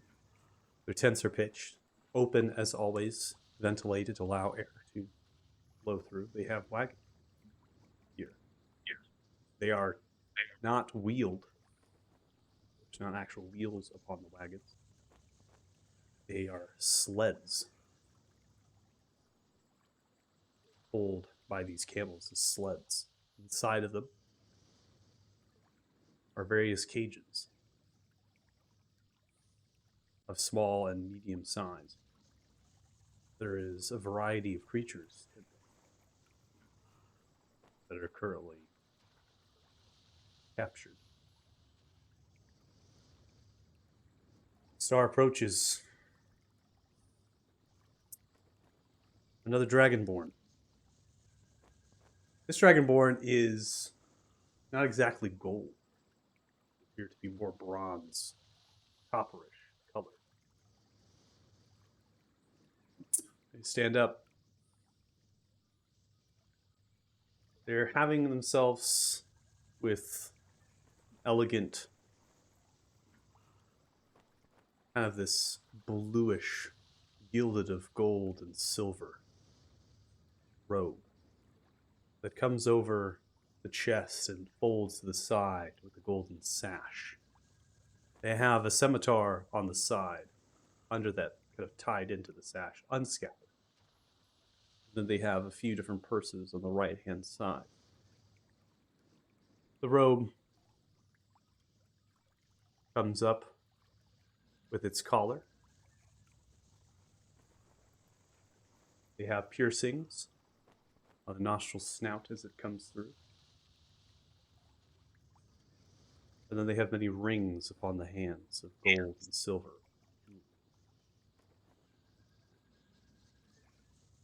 You see as Vistar opens the hand for a firm shake. Vistar, welcome. It's been a long time since I've seen you. Who are your friends? These are champions, saviors, many titles. I was speaking to anyone but you, Lothrodoc. I would announce them as such.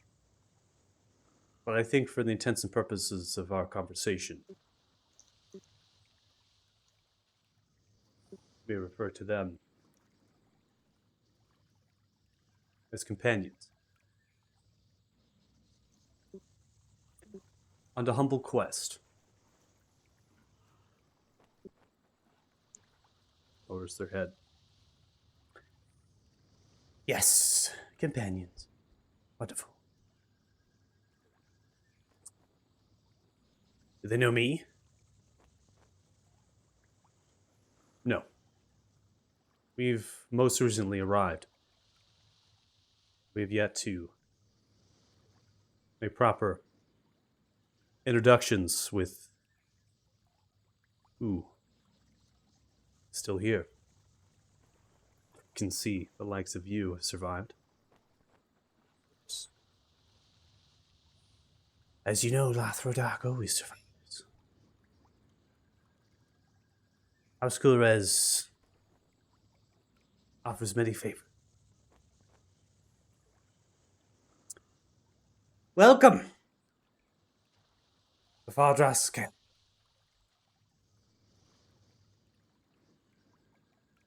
I am Lothrodoc. I will be your humble and esteemed. Lowers the head down. Purveyor, It's the flick. Some of the guard begin to grab bottles, glass, various liqueur, wrapped in smoked meats. of exotic drinks and tastes. It's a treacherous time, Lestar, for you to return. The Kuliak have even pressed upon this side of the way. It won't be long before Sulkrath is taken by them in their search of Aluzgal's spa.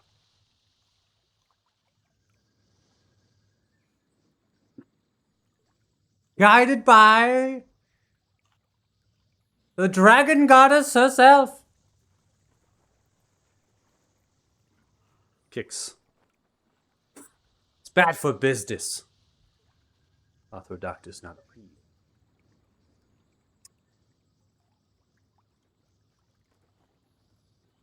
So, how may I be of aid?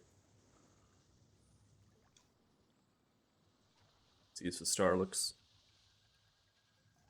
Speaking with the other Belknock here, would seem that Nesku was taken by the Kuliak. Are they still there? You know if they linger? From what I know, they've looted and they've raided and they've left. They house themselves in the old Fort Kalima. Once profitable fort for the Sulans and the conquests and crusades.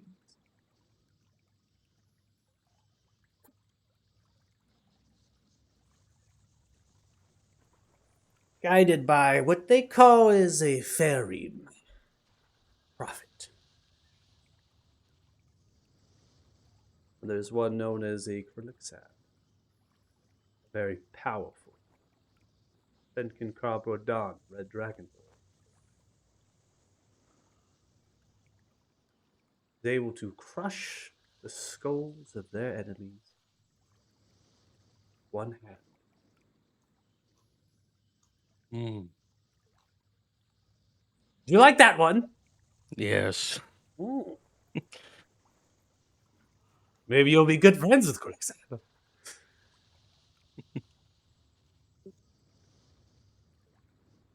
You got some odd friends, Star. Very odd. I've never seen that. It's towards you, Radek. There are Yes, 6 I'm here. It's even. rather new to your world. Well, Is some of them moving around here, giving some space.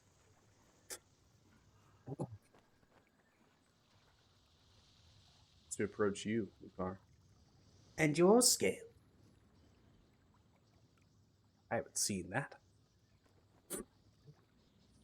The crystal of the desert. Fetch a prize, wouldn't you? I puff up, my ego boosted. I am not from here either.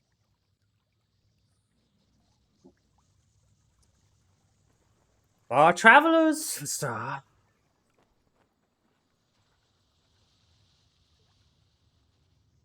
To answer what I think you see. Path across the desert to Nesquil is free. Shall not encounter any trouble. The migrations of Ravashid have suggested they have pressed further north away from the Kuliak will sweep this region and take the southern side.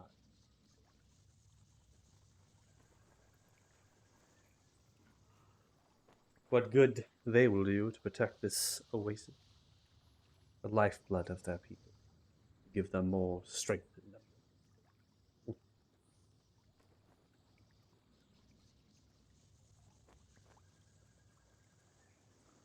And I'm sure you know that the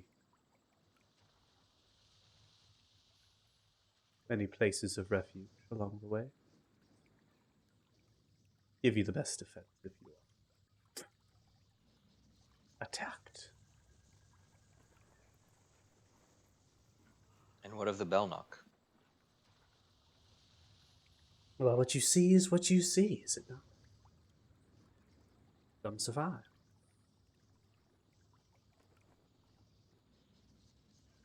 Their way is mysterious.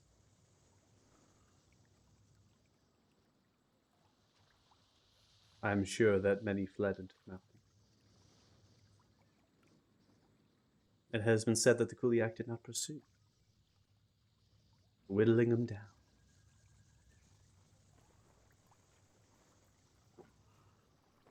They strike fear.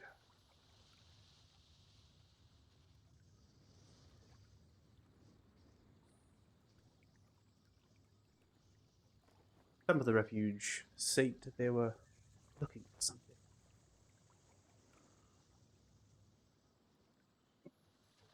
And as a purveyor of exotic goods, any riches I would wish to. But alas, it seems they're after some dragon egg. Makes sense, right? Fanatics of dragon goddess looking for a dragon egg.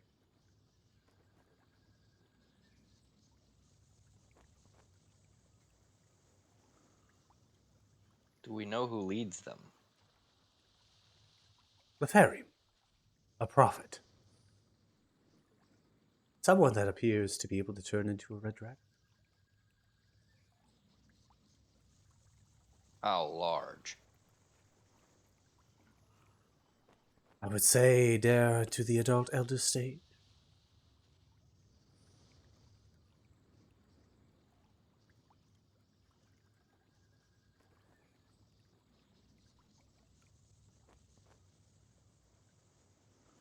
Yeah, out of character, that was the prophet was the one that Bruga told us about. Member of the Woods of Old. That was a Ren. Mm-hmm. I remember. Yeah.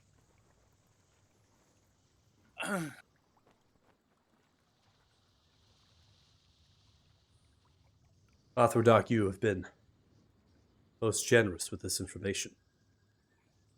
See, as they reach into their pocket and they pull out a coin purse, counting coin into the purse, they hand it over. Pleasure doing business with you, Star. Pocket it. Oh, I have one more Baldras camp question. is for you to reside. As I have one more question for you. Oh, for me? Yes. Would you know where to find? And I'll pull out the brass stone. A gold stone that looks very similar to this.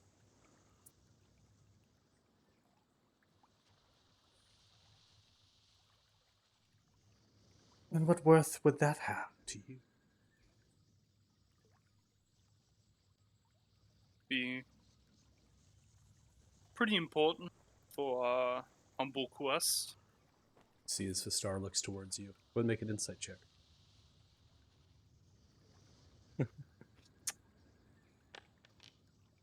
Star is not hiding anything from you. It seems as though they are shaking their head.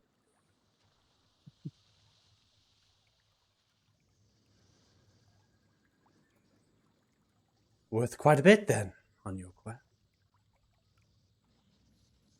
No, I've never seen anything like that.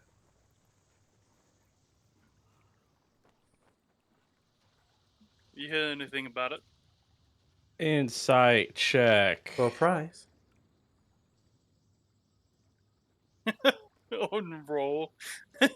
Why do you have a plus 19 to insight? He's an inquisitive rogue. He's the investigative Yeah. inquisitor. Yeah. Yeah. Oh, that's roll. Okay. Yeah. Yeah. Oh yeah. no, that's it's- roll. That's roll inside. I was Yeah. so confused. Roll is able to understand that Lothradak is a person with many facets. They see opportunity where they see opportunity. They see value where they see value. And they will sell information to the highest bidder. You seem to have some recognition of the item you have just pulled out. Your party member. Roll's gonna go up and pull on your robe. I'll lean down. I think he knows something. For a price, I will keep my ear to the sand. And perhaps in the Sift I will be able to hear more about this precious stone. I'll throw him 300 gold. Aggressively or like a gentle toss? No, or like a toss. Like Throw a, it in the sand, like empty roll the to bag. attack? There you go. Yeah. I'll count out 300 gold in a bag and just toss. Actually, I'll just mage hand it to him. He's You like mage 2 hand it feet to them. away from you. He's right there. Yeah. I'm just trying to You show mage, off. you okay? mage hand to him. Yeah. They I seem mage to hand coin. it to him. They seem unfazed by the use of arcane magic. This is quite a lot of coin for just information. Suppose it And silence. seems you have some rich friends, Vastar. Rich friend. Ties it onto the sash. Well, if you only started with the coin.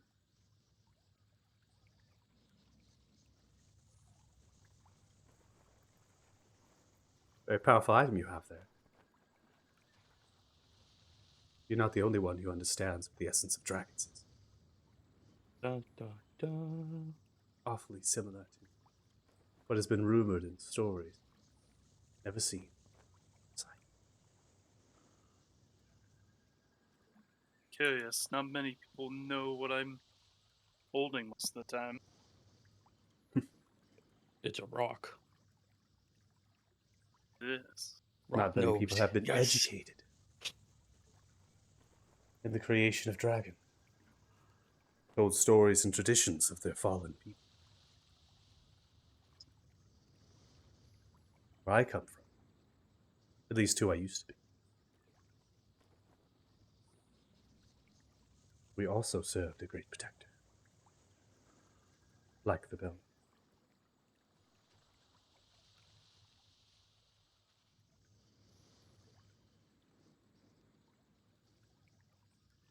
I understand that your business is your business, but if you could help me out, there'd be more gold where that came from. And what can I help you out with what you already know? Maybe a location about where to search for these places. Search for. Why'd you look D6? Sorry, Is that I the was supposed to do that at wheel the or beginning low? of the day. Yeah, Oh. just in case we needed it. Locations on where to search for these gold stones. If you know nothing, then So you're suggesting you have more than just that? no, I've never Exposed seen out here. a gold stone. Never. Not once. Never. We'll make a Nope. deception check. I was gonna say, you feeling very deceptive, Bears? No. I'm gonna lie anyway. Are you? The star just keeps shaking his damn head until it snaps.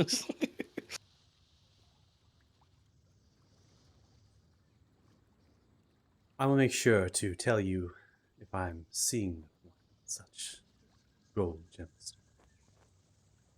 But alas, I have not. As I had stated, Only stories. All right. I'll walk away.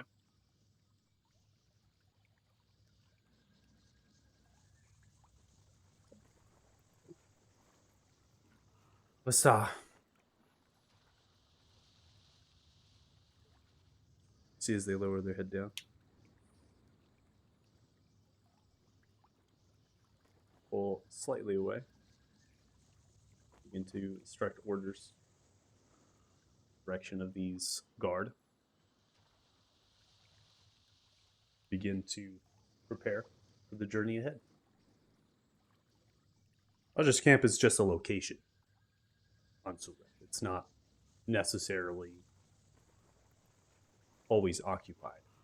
It is known to the people here that this is where House Coolred will set up their camp. His name is Faldras because that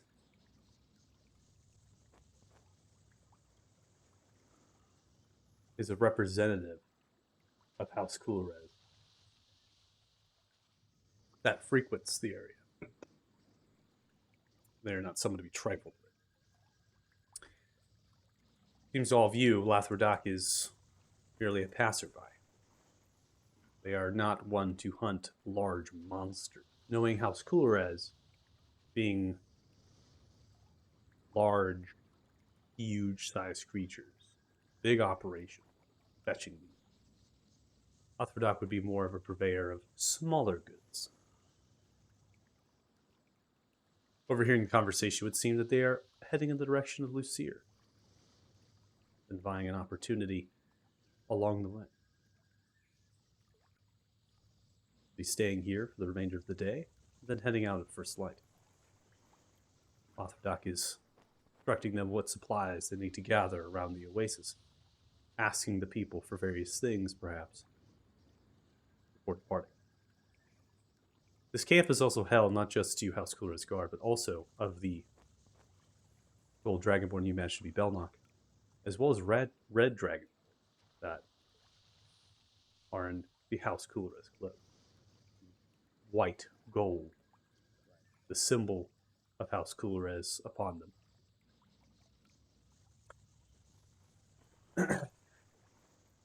For the rest of you, you're kind of just lingering with these bottles of liqueur that they've handed to you.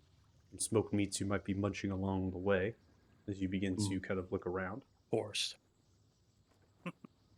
See is...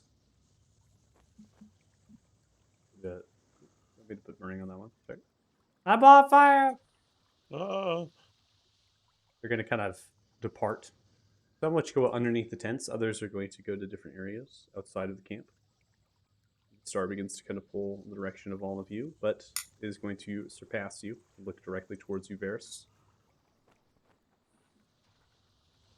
I was ill-advised. Yeah, I see that now. Should have prepared you. My apologies. Good.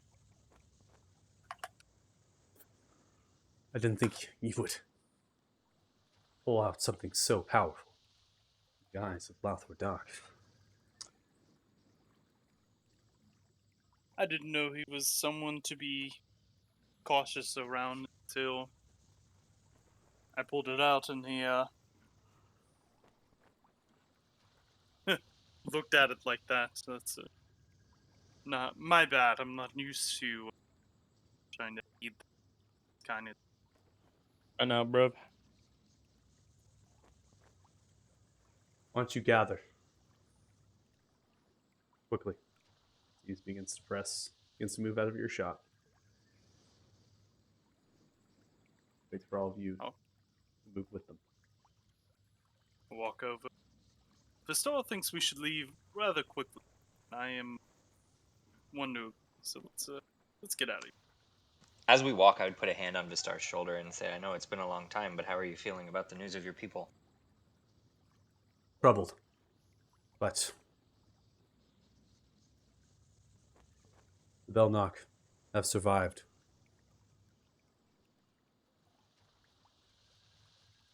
When Draconis raged against them. And they were with the Great Protector. fighting as Valador, as Valar. They suffered. They endured. My guess that they have made way into the mountain. Might find refuge, the Temple of Valar, or other places within its depths. What you see here is only those who most likely were hunting in the outer territories of this school in the desert. They watched from afar the onslaught, or dared challenge them.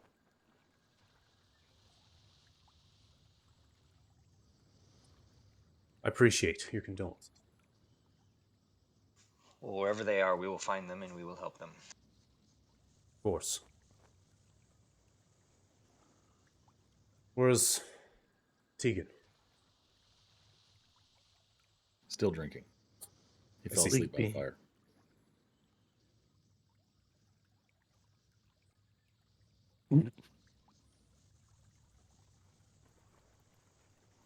Tegan, get your ass over here.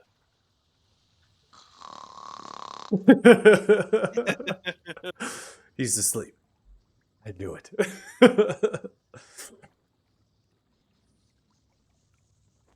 Wanting wealth in front of Lothar Dark was... They're an opportunist. Joke's on him. I don't have that much more wealth, so. Well, to fanatics of the Dragon Goddess, to have a powerful item such as this, be able to be used against dragons or for dragons, they will see this. They'll want it. Lothar Dark. I've known them for a long time. I've helped them. Not of kindness of my heart, because of my oath. Redeem. Capturing of monsters and beasts. It's not something I agree with. Challenge to fight them for coin. But that is not my oath. That is not my path. It was my hope that in my efforts, they will see other ways of life and reasoning. Lothar Dark, even though they seem to hate the Kuliak, they most likely will use the information you've just given them as a ways to make more coin.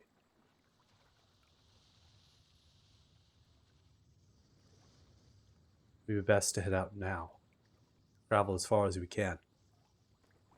There's a small ruined outpost. We should be able to get there before nightfall. If we press fast. Might gain us some distance. In case, I hate to say this, there are those that chase us.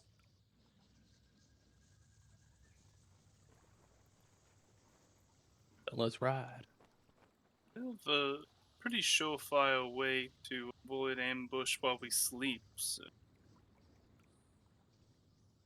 Be good on that.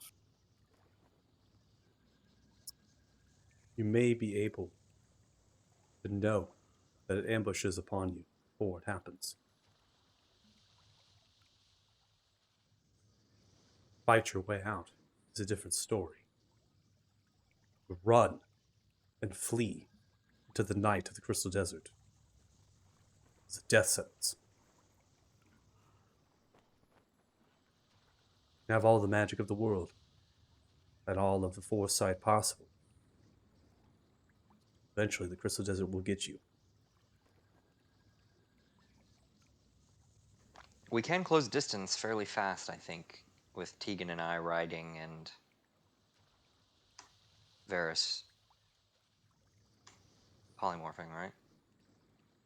Can you carry how many? I can shape change, so. Well,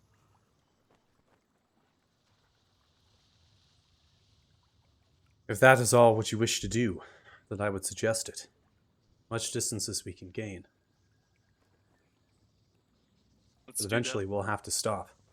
And we can't stop just anywhere. that.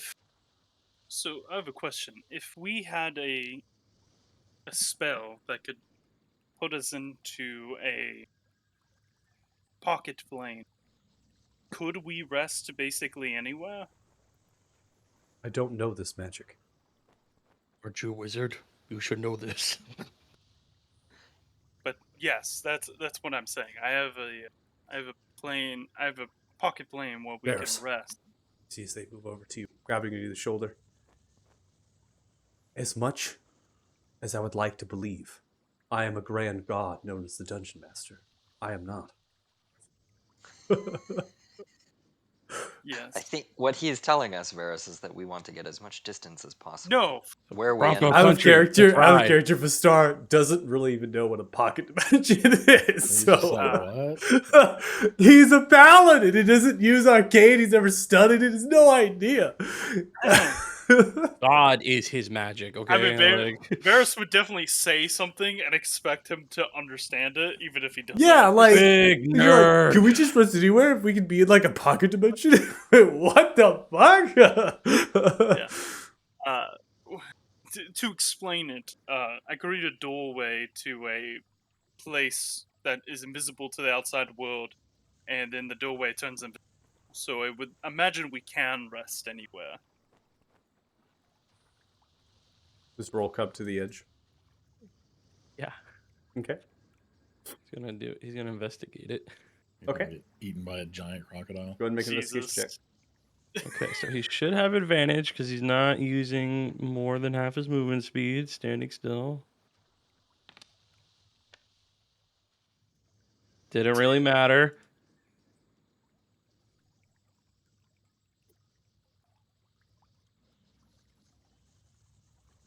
Okay. 25 investigation. You also have a very fantastic passive perception of 35, I believe. Yeah, he does. Yeah. What the fuck? See, in this pool of water seems to be a large, very kind of huge size giant crocodile. Oh, okay.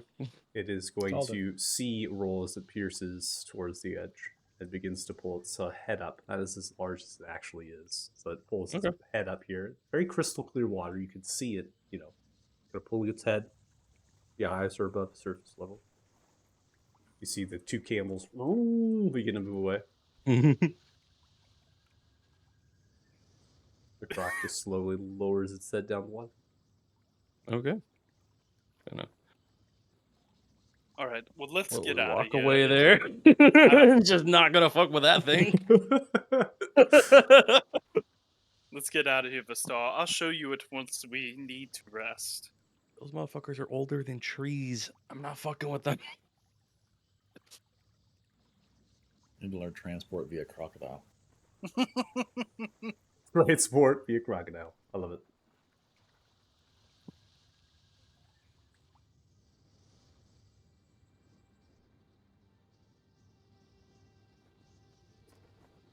So it seems like here, out of character, is that we're going to have some party members change shape. We also have maybe summon greater steed. Is that what I'm hearing? Is it riding things? So, Yeah, Tegan and I. Tegan, are you going to bring out Tartugan? R.I.P. Is he really not here? He's really not here. He's lost He him fell asleep. completely. You do? Do Fell you think he asleep. really fell asleep? Yeah, I think so. Probably. Alright. Hold on, we got to do something here. We need to get him like a buzzer that he has to wear that we can hit a button on when. If we ping him on Discord, it should be pretty loud. Actually, what's even louder than pinging him on Discord is if you call him over direct message on Discord. That shit is loud. He's on Oh, mobile the now too, I ringtone? think. Yeah. He's not on Xbox, I think. No, he's on mobile. So it'd be his phone. Yeah. Well, I don't mean to be boring. I don't think it's you being boring. I think if he's not involved, he doesn't. Just zones out. Just zones out and goes to sleep. Damn. Apparently he worked super late, so. And then he doesn't go to bed when he's off. It's Yeah, crazy. he just stays up and He just keeps stays going. up. Yeah. All right. Well, I guess we'll just his character is not here at this point. We'll just say that he's doing as far as what you all have planned. So sounds like change shape, summon greater seeds, gain mounts to begin to move across the desert.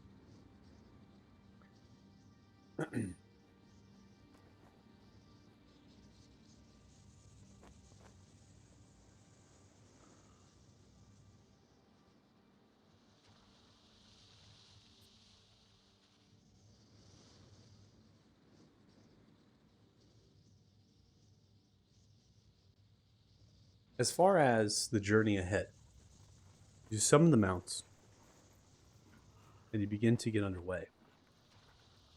You're leaving the sanctuary of the oasis. It's going to become quite hot, difficult. Those that are heavily armored, this is going to be very challenging. You're not moving necessarily yourself. And those that have changed shape, you're obviously unarmored. And coming into a creature that be able to take to the wind, to allow the wind to brush against their feathers, or perhaps their bestial, hide, or whatever animal it is that you've decided.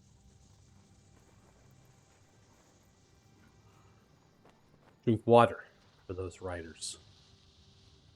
It's the heat. Downing your resources. Stockpiling.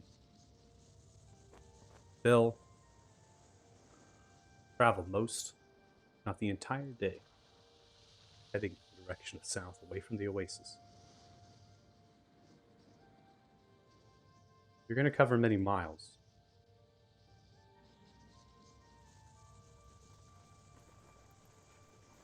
You're going to reach, appears to be where the dunes are running upon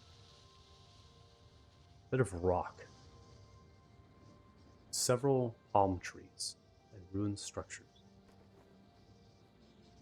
Grass and other vegetation cling to the center point of this small village.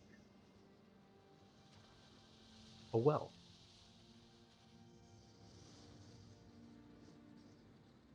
You see as Vistar, as the rest of you, difficulty seeing this far in the night, aided by the two moons and the clear sky. You know that you're seeing any activity. No shadows moving. No creatures that are deciding that they are going to be challenging you on your approach.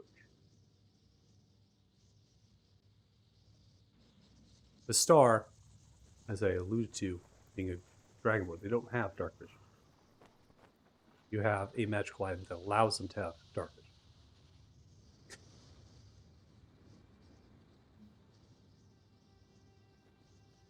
They're going to refer to this place as Yorbor. They're going to take you in. They're going to point down to that well.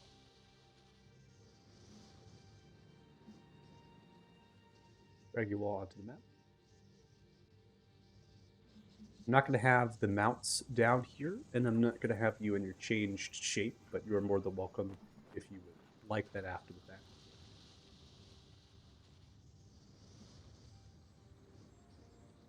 I mean, as soon as we land, I'd probably change back. Okay. So when you change shape into something that flies, is it just a giant version of Alexander? Yeah. That's awesome.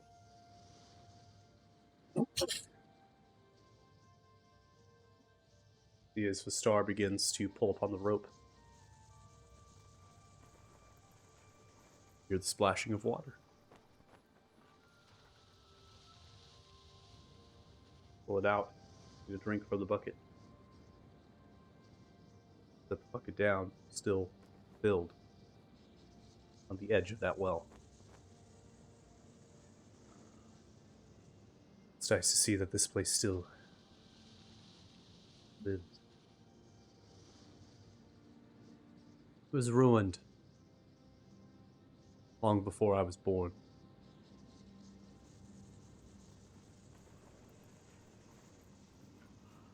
Is this where you recommend we camp? Into a nearby structure. I do. If we press any further ahead, we will be fatigued. It's the first place we will camp on our journey to Nestwood.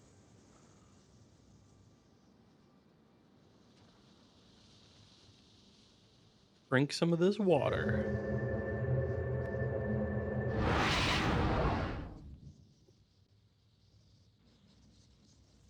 Look at that beautiful portal leading to a pocket dimension. But you still did not explain to the star about what that is. So as I do it, I'll explain it. I'll say, "All right, Vostar, this is a what I like to call a mobile home, if you will. I cast this spell, and it appears like my wizard's tower from Fade Haven. And then I'll snap, and the portal will open, and I'll open a door. And when you open the door, it's the inside of the wizard's tower. And when we all head in, the portal will close, and it will turn invisible until we are ready." I can't stop laughing after you said mobile home because Yeah. it's Varys being like, "Welcome to my double wide." You see, as the star moves forward. I've never seen this magic before. But now that you have explained it to me, it's very similar to the Trailer Park Boys. What do you think I got the idea Wench from? nearby. Are we allowed to smoke and swear inside? There's a designated area for that. It's like a smoking zone. As he says that, I'm already smoking in his foyer. Walks in Jesus. lit up. Whatever. Anyway, if y'all are hungry or thirsty, there are magical servants that will bring you anything you want to eat or drink.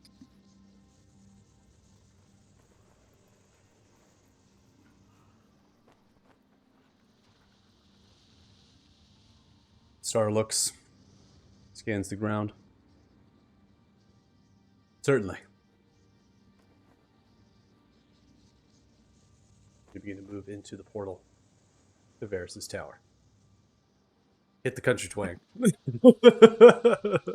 There's a mobile tower. You prostituting yourself for cheeseburgers again, Varys? Man's gotta eat.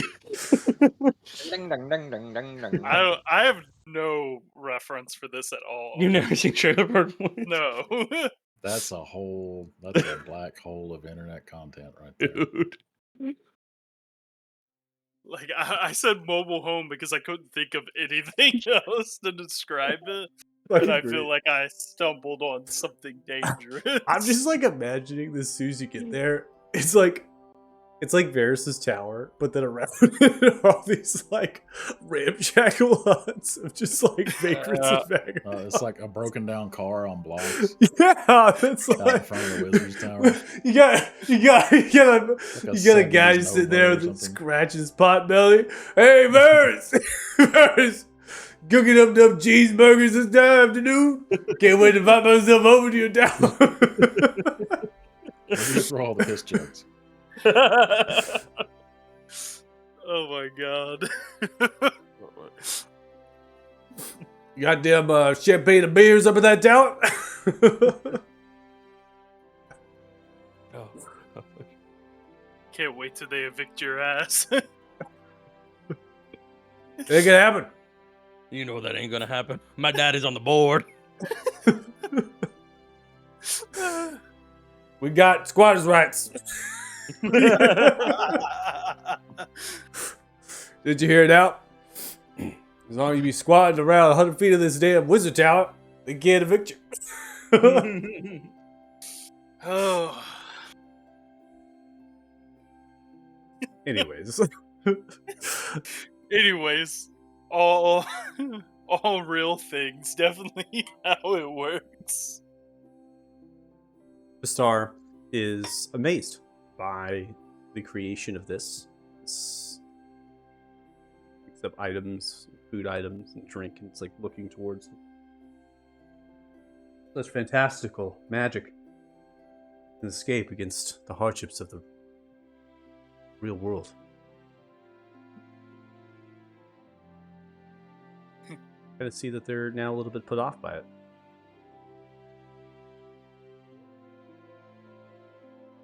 Well, I'm not really built for the road, as one would say, so. Not really built for much. Varus, Oh care, my to, god! care to explain why this magical servant bears an alarming resemblance to Lady Sindar Elena? Mm, Why are you just making shit up? That does not exist. That is the whole point. No, definitely not. Why does this one look like Orpheus? Oh, now he's awake. He's awake. He's Turns out it actually back. is Orthivus. This dude finally wakes up. I don't want to talk about it. Anyway, I've only seen depictions of the beauty of Lady Sindar Elena. I would never have guessed them to wear such little of clothing. Oh man. I'm going to bed. If you need me, wake me up. I'm out. And Peyton Varus, hates everything. Varus just floats up to the top floor of the tower and goes to bed. I don't think the clone can fly, but okay. I guess they're taking the stairs. Are you referring to yourself as the clone? No, If so, I I'm love it. talking about the Cinderella. Never mind. It was Oh, okay. part of it. He's already got more up there. Don't worry.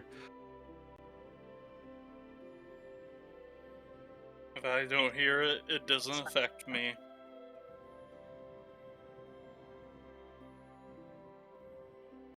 All right.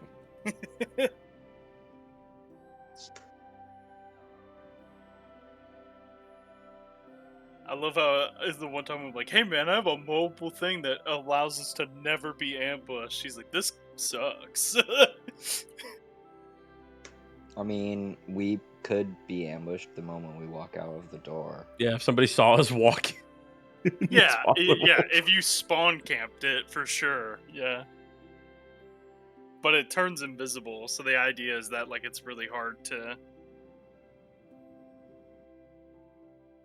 Because, I mean, I don't know for sure. But to me, it would seem like someone teleported. Like, their footsteps just disappear.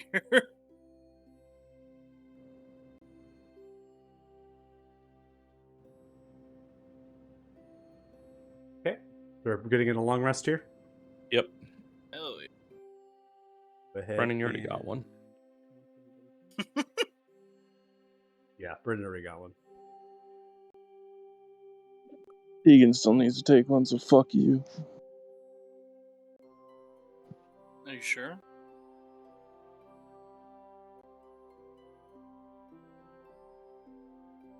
I don't think I need to Oh, take a long rest. I don't think I use anything. Yeah, I didn't use anything either. Gotta make sure it's gonna prompt you here.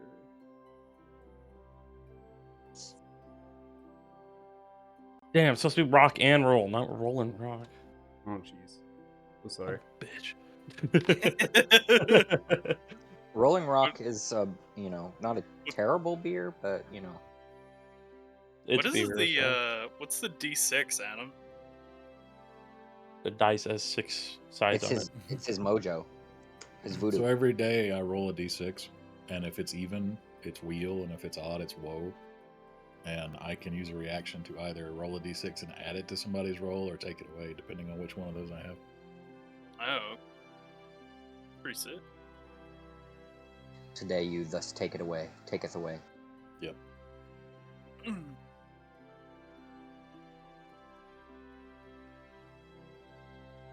Is that proficiency? Number of times, I mean? Yeah. Well, actually, I think it's wisdom, but it's 5. A lot. All right. Who is first out of the beautiful tower? Lucar First is out of the happy to portal. meet our spawn campers. Okay. I'll let you go first. Yeah, I'll roll With would my definitely be with my out. shield. Rock is out. Damn straight. Anybody else? Roll as well, but You want we're to a roll out as package well? deal. Yeah, we're a Package deal? package deal. We go together. I'll be last because I know what my role is. Yeah, I'll follow behind the other. Once all the big people are up. I guess I'll go in front of Radic and Ferris.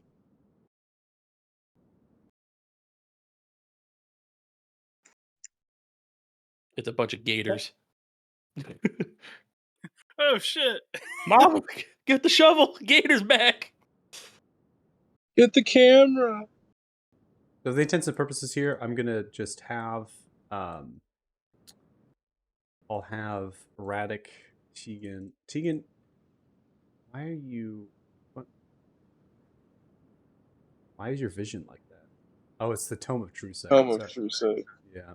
Yeah, I thought my shit was bugged, but then I was No, like, it's just the effect. I got Yep. special eyes. I'm gonna stack you three onto where the portal's at. Technically, you're not going to be out here quite yet because you're kind of still stepping through. You all have to kind of come out at once, right? And essentially, you're going to be able to move when we transition. I'm going to transition, and I will describe what it is. We really are getting ambushed as soon as we leave. Yeah. Son of a bitch. Since you peer through the portal, you recognize Lucar. If you look, you can see that there is a red dragonborn mage-like character that currently has a detect magic spell holding it out in your presence, speaking Draconic. Understand that language. Deciphering that, it seems that they are discussing about what the magic they are feeling, as if this is a track that they need to be following, if this is them or if it's not. There are warriors here. These fighters, they have red dragon scale plate. They also, contrary to the shield and the sword of the artwork, they actually have mauls. They don't have a red dragonborn artwork that wields a maul, so that is kind of the artwork that I have available. Well, it looks cool. They are searching through the buildings, or they're coming into the courtyard of this village. So this is kind of like they've been here for some time, investigating through bits and pieces. Not just that they've been here for like 10 minutes. They've actually been scouting and looking. And as you come into the picture, they don't outright attack. They simply hold their mauls at the ready. There's also a large amount of allosaurs, which are being rode by someone. They have paint across their red dragon scale armor. The paint is a multi-headed dragon, like a hydra, that curls itself outwards. It's painted every so often upon the blunt of their mauls, the pauldrons of their armor, or of the wrappings of their head, or of the cloaks that they wear to help against the heat of the desert. The rest of you now begin to kind of follow out of the portal, allows you kind of putting your tokens, I suppose, in position. None of you can actually be in the same spot. Rock, you take a step forward. See one of the fighters winning its maul. Speaking Draconic. That one is big, large. Worthy challenge. Snaps. Hand direction. Come, sir. Don't know who or what they are. Exist.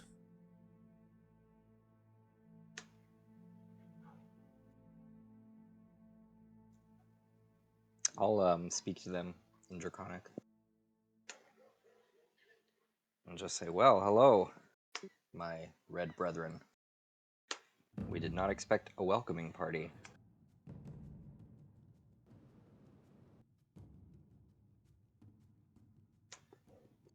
Such fine scales. One begins to speak. Is he hitting on you? I've told you guys many times I am very beautiful. Put them into a kind of a tint there just to highlight them. Actually, I think there's a way I can highlight them. Here, you can go talk to him. Here. Varys is gonna come out of the portal. Son of a bitch.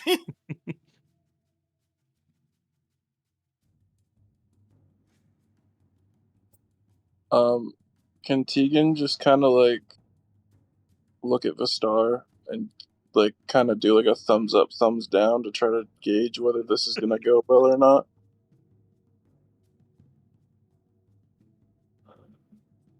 Super cool.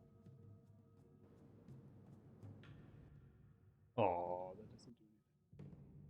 Sorry, I was trying to put a cool like a little thing that runs around them, but yeah, that's not gonna work. Spirit Guardian.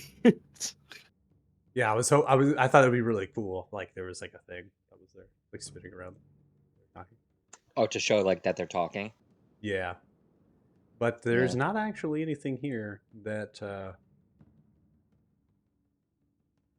yeah. Waiting.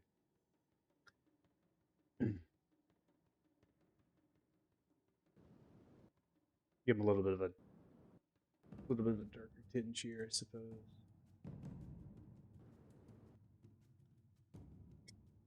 Best I can do. Michael, did you hear me? Go with that one more time. So I want to like, as we step out, kind of look back to Vistar and give like a thumbs up, thumbs down situation to see how he thinks this is gonna go. The star is going to look towards you and has the hand on the hilt of the weapon. You have to draw it.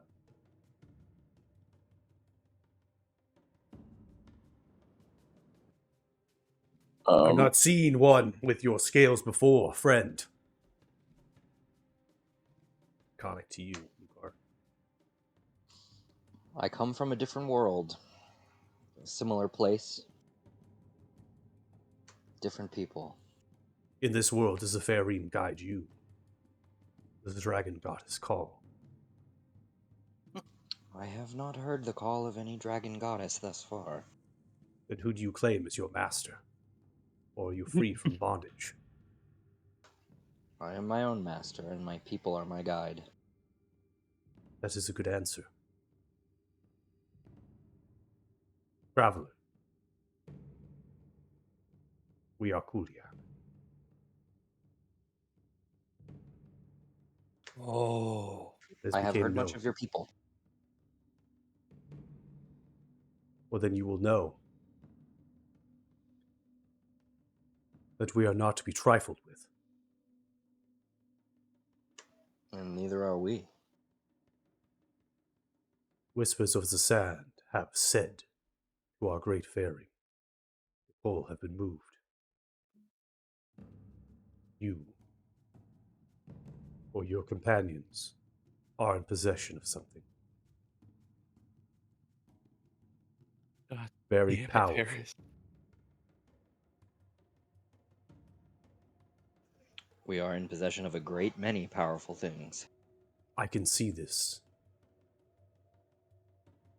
A challenge would yield blood. I do not see myself winning that challenge. Do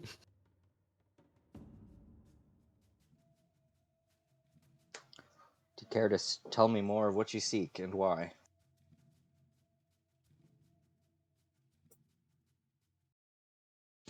while I'm speaking, or while Mhm. he's speaking, I think I would translate a bit telepathically for at least Varys, if I'm not able to do it to multiple people at one time. Tegan can speak Draconic, so he understands what you're saying. All kinds of secrets. Do I even know you? I learned it when we built Fate Haven. I didn't really have much to do during the downtime, so.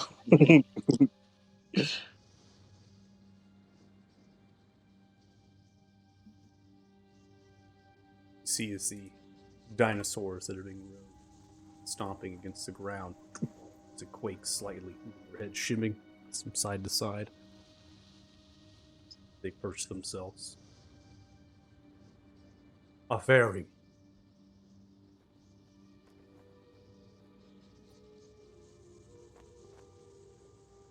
They have guided us.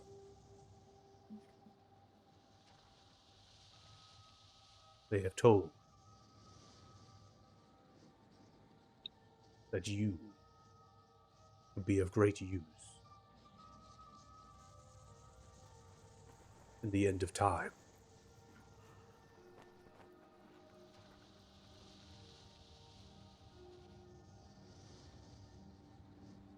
Powers of our fairy great.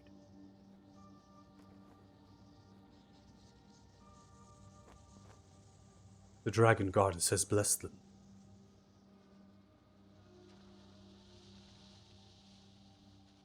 They know turmoil will be upon this world. You have what they need.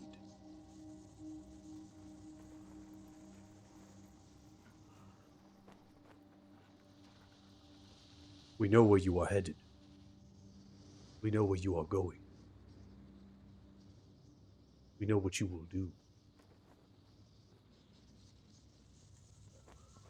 Would you oppose it? The fairy sees no reason. So I shall not. Uliak, comprised of many who have broken the bondage of chain. Those who have sought a greater purpose beyond their service with great protectors. Do not see them as enemies, but they are to be removed. They have secrets. They hide them. You speak of the Belknock. I do. As they snarl their nostril, spitting flame.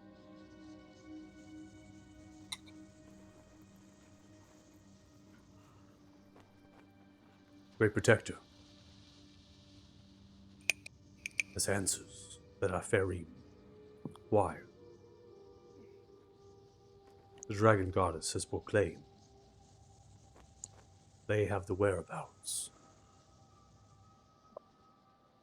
of a Luzgar's descendant, the second in name, for they defeated the first.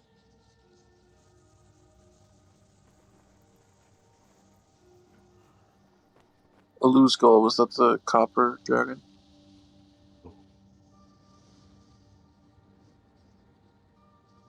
A Luzgar is the twin to Balthra. Blue Dragon.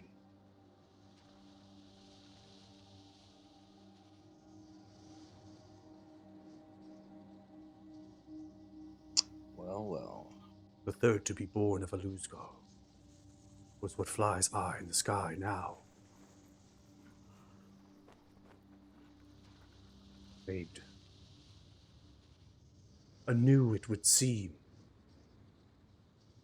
Bresgo.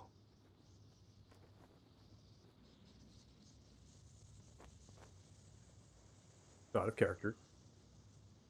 2 dragons. Luzgal. Balzra. Balzra is and was a very evil fucking dragon. Okay? Aluzgal, not so much that way. Aluzgal was defeated and ate by Balzar. Because Aluzgal did not agree with stuff going on with this dragon. Aluzgal had 3 descendants. Trezgal was the 3rd. There was one in the middle, and there was one that was defeated. What Kuliak is saying is that the Great Protector must know, because either they or their ancestor is the one who defeated the first descendant. But they must And know, presumably hid away a dragon egg. and that they must know, if that's the case, that they must know where, or have it in their possession, is the second descendant. Either So they're alive, saying there's a blue imprisoned, worm. or unhatched. Sorry, go one more time. So they're basically implying that there's another blue worm out there somewhere. Correct.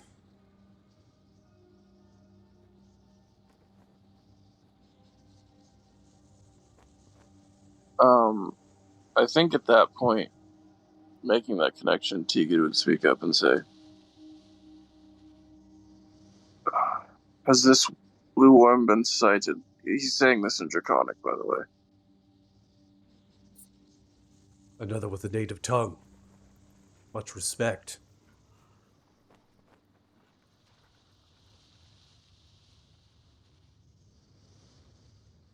The only blue worm to be spotted is Trezgal.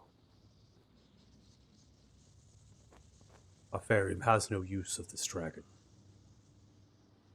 The dragon goddess has said they are an interloper. They are an unforeseen piece on the board.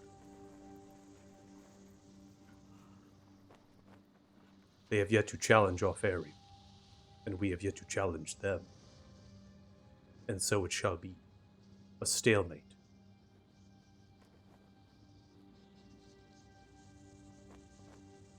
Does your Farium have the ability to track this other blue dragon worm?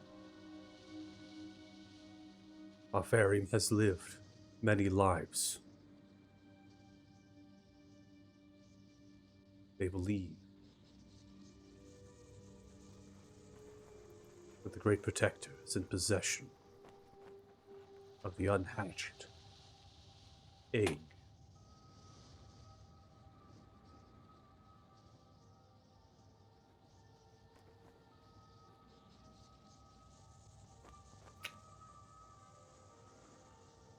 Does he know the location of the Great Protector? No. Not that we are made aware of.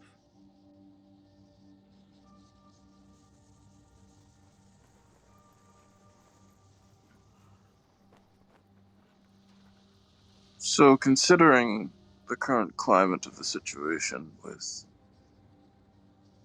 Forgive me for not using the term you have used, but Horan's current predicament being controlled by the Master of Dragons,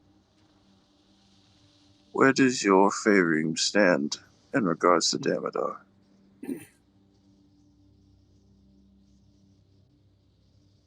You will find Alfarium is no friend to the Master of Dragons.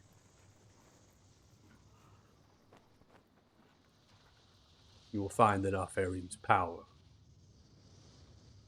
is unequal, surpasses.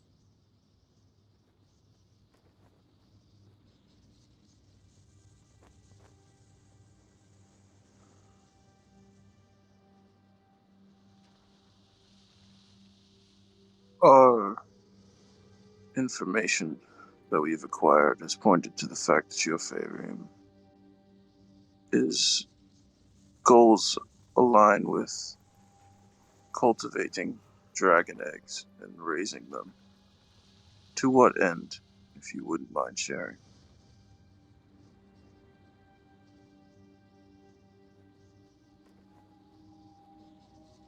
Dragon Goddess. They see that it is of a new age.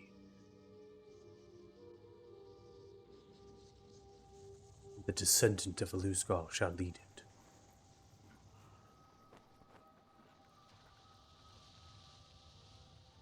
Our Farim lives to such purpose. To fulfill the Dragon Goddess's wishes.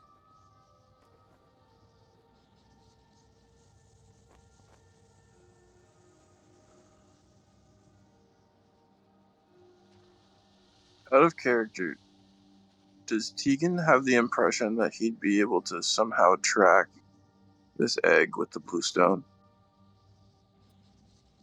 If Horan and the lair that surrounds, which apparently is a lot of the mountains, so it's a pretty large region of space, or sorry, a large territory of space. And in that space, they are immune to a curse that would dominate and control them. You have an inclination that the essence of dragons might give you an understanding of direction, but there won't be anything as far as to be able to communicate, charm, control, that sort of thing. Oh, for sure. And of what information it can really give you, it's difficult. Right. In a massive territory such as that. Clearly, the Farim has figured out. Right. But marching themselves up the mountain to a elder great worm and ask them for something or take it from them. That's a whole different ballgame.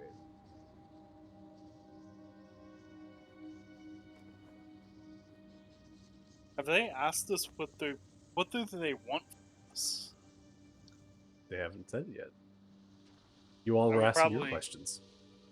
Yeah, I would Oh, no, probably I telepathically to Luca be like, when Tegan's done talking, probably just see what they want from us.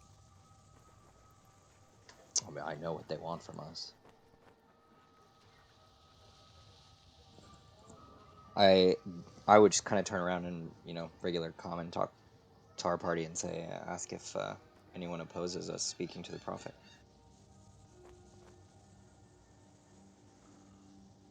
This prophet, he follows Tiamat.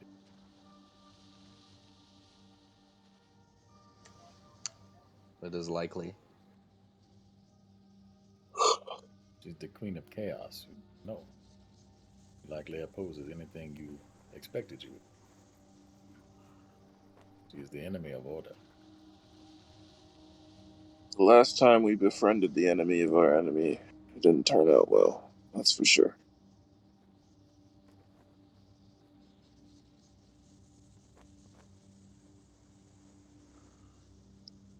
But the fact that there's another blue dragon spawn and they know the general location of Horan and maybe have further insight into what we're dealing with might be valuable to converse with them at least. From what You do realize, though, by taking them up off, we are willingly walking into the lion's den. Bad idea.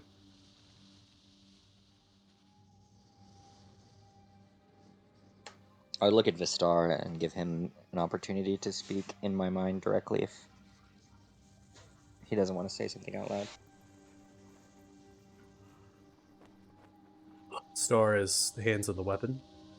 Simply going to be the challenge if they are met to a challenge. They also are fully armored. They have their helmet on top, it's difficult to tell what kind of dragonborn they are. So that also could be against any sort of tension between Red and Stage. They hear the presence of your mind.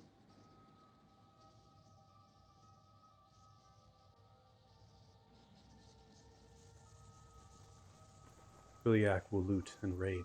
They will take. They're not to be trusted. Well, I also. that's kind of all I need to hear.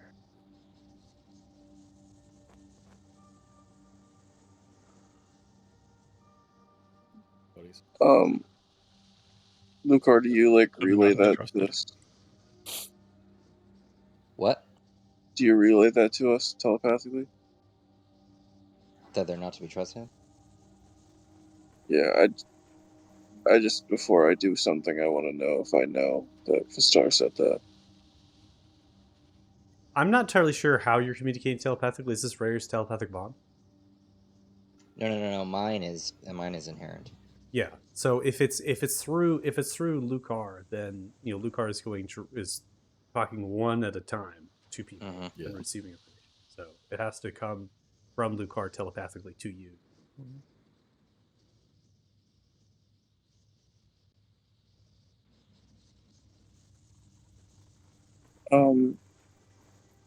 While this is going on, Tegan's just gonna say, "Why have you come here? What is your intentions?"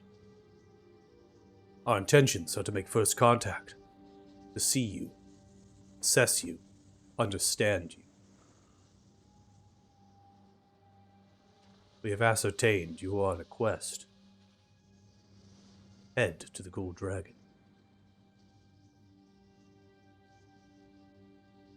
This is enough.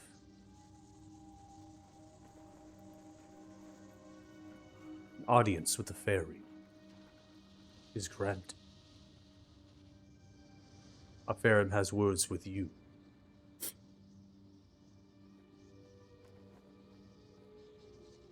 We are to track you, to find you, to tell you this. I will not lie to you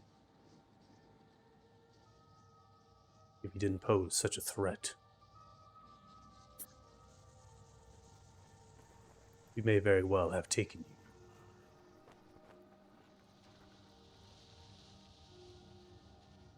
Don't think you understand the gravity of your words, how untrue they are. Snorts, breathes fire. Uliak always understand the gravity of their words, the strength.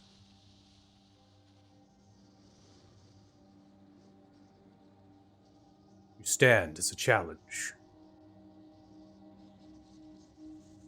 I only need to take a small window to know that you lot could defeat all of us.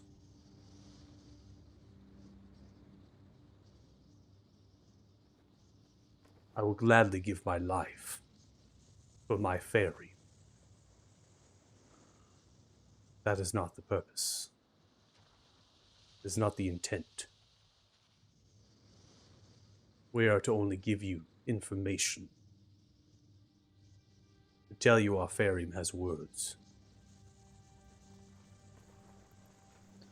Will he speak to us in a neutral location?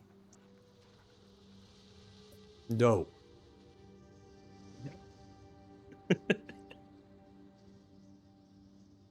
Then I'm gonna look at Lucar and be like, I am absolutely not fucking going meeting that fairy in their hide.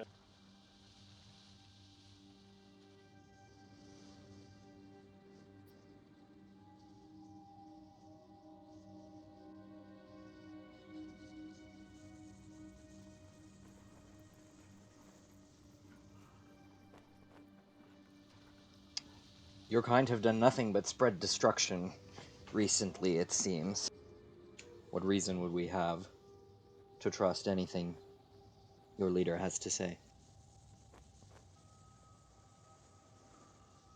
You You speak wise words.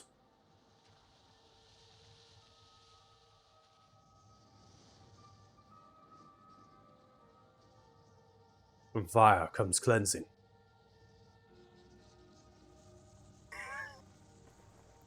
So binary. That is one way to view it. The way I see it, your leader needs us more than we need him. If he wishes to speak with us, we will gladly speak with him, but on our terms, not yours. But I will give our fairy the response.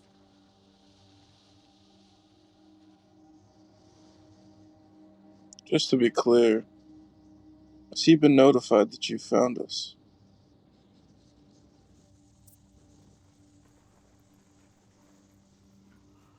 What do you think?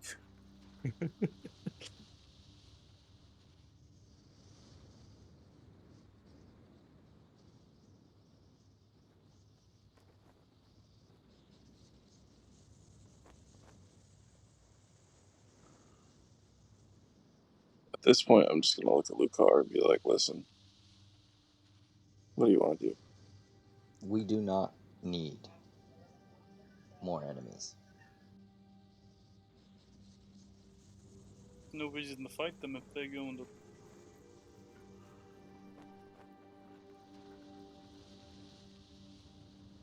But then these guys leave, pillage a village, kill innocents, and head back to their favorite.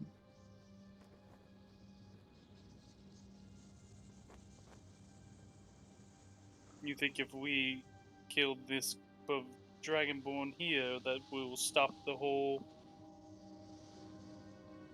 raiding thing from happening?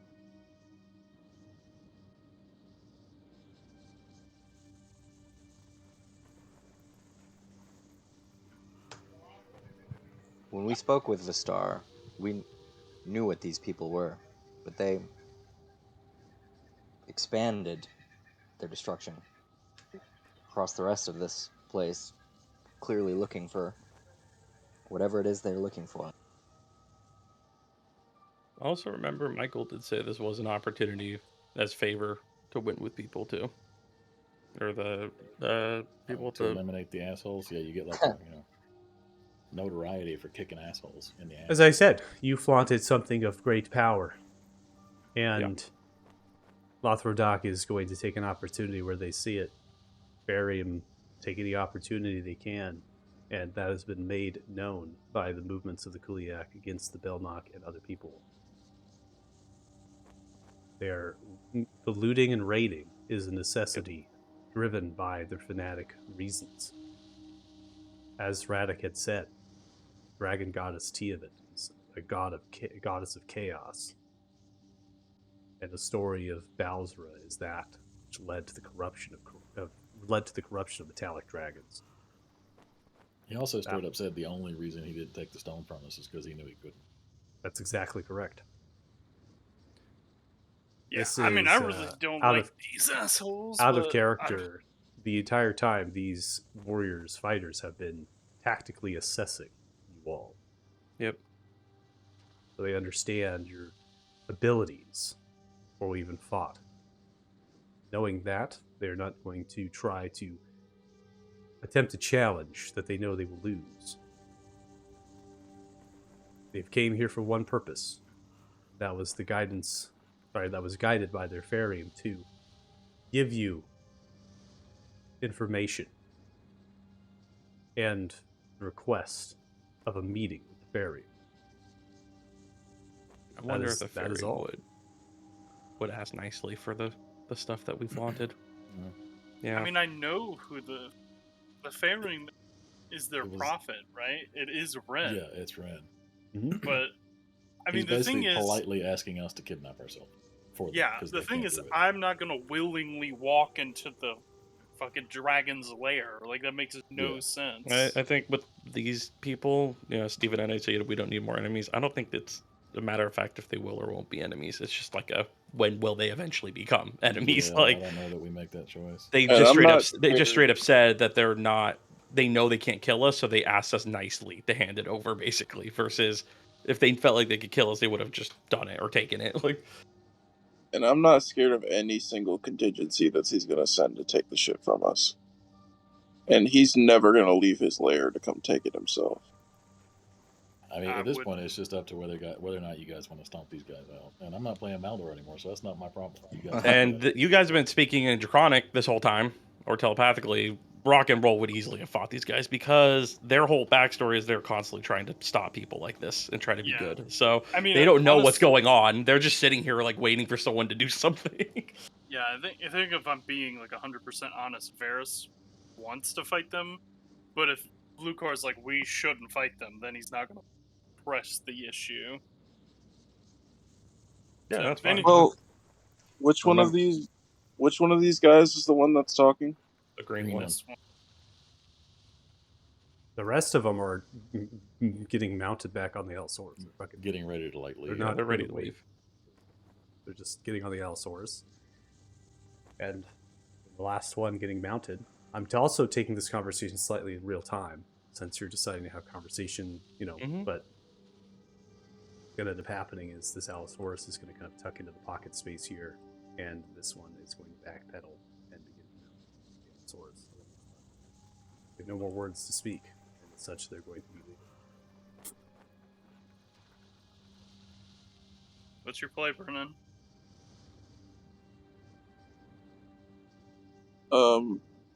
I'll just say it in common. Before you leave, I can't give you what you came for. But I can give you this. And I'm gonna throw a psychic glance at his bitch ass. All right, so don't do anything yet. We're at the end of our session here, so all right. I thought you were like gonna just like flip him off or something like that. I think you're actually gonna attack him. You're gonna just be like, "Fuck you, man!" Like that's it. Like...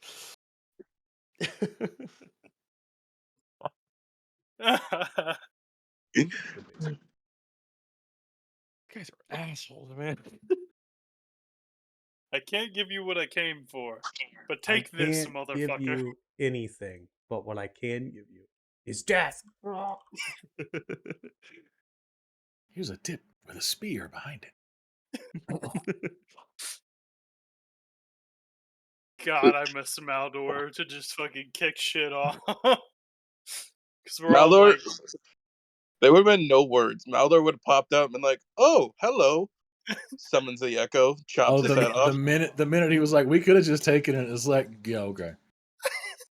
That's why I was like, if this were in common at all, Rock would have immediately drawn his axe and raged because, like I said, they don't fuck with people that are this evil and shit. Like, I mean, the whole time Varys is like, should we? We really should Don't kill these fuckers. They're overthink so it. terrible. If you're gonna fight. Rather Yeah. that than pretty much break the narrative, because you did not have a very telepathic bond.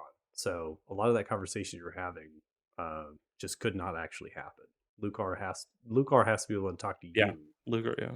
Like passing them back and forth. Yeah. And with them speaking Draconic the whole time, like, yeah, which there's a them lot of speaking us- Draconic, and then Yeah. also like Yeah. you Well, and the looking at each other like that telepathically, not speaking anything else as well. It's just really weird. But The only one I was translating to was Varys.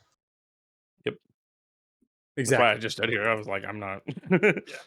Because the whole time Varys is like, I think we should kill these fucking people. You guys keep forgetting that Lucar is chaotic neutral. I have no problem with their right to exist. Yeah, and I live I as they apologize for to live. the Yeah, metagame I mean, out of character, but I think that got solved pretty quickly by my actions. So I mean, No, that's my what I'm saying. Is problem that is like if you're going to, let's say, okay, so if you're going to fight, if you're going to pull out your axe and you're going to swing right as Rock, then you're just going to do it. I mean, Yeah. that's what I'm saying. Like you're all of a sudden hearing from your party members like, oh, they're evil, but you're going off of Joey's does a good job because he's going off of the fact that like they're speaking Draconic. Joey's character know what's happening. he has no I'm idea just what's here. happening, if they're hostile or not. Rock is literally just in the wing waiting. Dude, he's right? fucking looking at flies. He's like, Yeah, he's like, he's like, whatever. right? Like, And then Radek has no stake in it either. So Radek is just kind of here Yeah. on the ride, just being like, "What's going on?" The Star also does not want to take a fight that he did, that you all don't want to get involved in. He is as well in the mindset that the quest is of paramount importance. That's what you just said. That's what you discussed back in the dining hall at the keep, was that this quest was paramount importance. So you didn't go to Lucia first to get on the path, get to the quest, and kind of going through the kind of deliberation there. Even you, Lucar, saying that you would not get involved with, but then out of character is players. It's just really hilarious going, "We gotta kill it."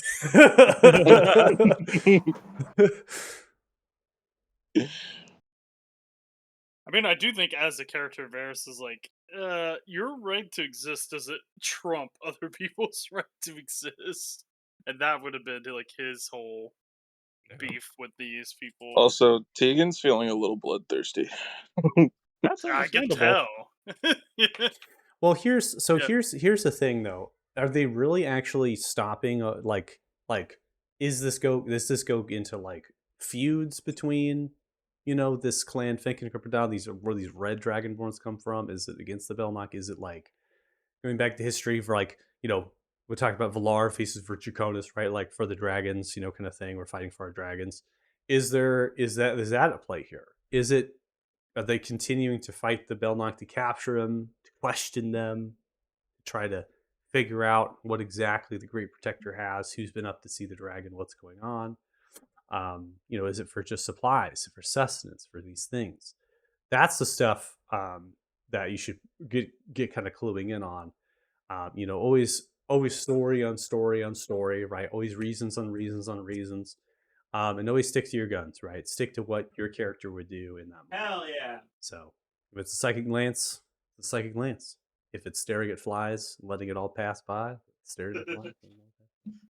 Experience points for session 81. So we're getting into the higher levels here, as I stated, end game. This is where the actual kind of formula that I have, the equation, right, is going to actually taper off of roleplay experience. So you're going to see like less and less and less. So for those really high level characters at this point, you're going to get pretty much nothing in terms of roleplay experience. It's not going to be a whole lot there. And that's simply because the challenge rating really doesn't, it just takes over at that point. Those monsters, those creatures that you face, they do come with a large amount of experience, which does tend to take over, right, as far as the experience points I like to give players. So 581 for the rest of you, and then 142 for Lucar and Barrett. Woo woo. All right. If you're watching the stream, thanks so much. Really appreciate it. Feel Faded. Check us out next week, Saturdays at 11 a.m. PST. Thanks so much for watching, and we'll see you later. Bye. Yeah. Bye.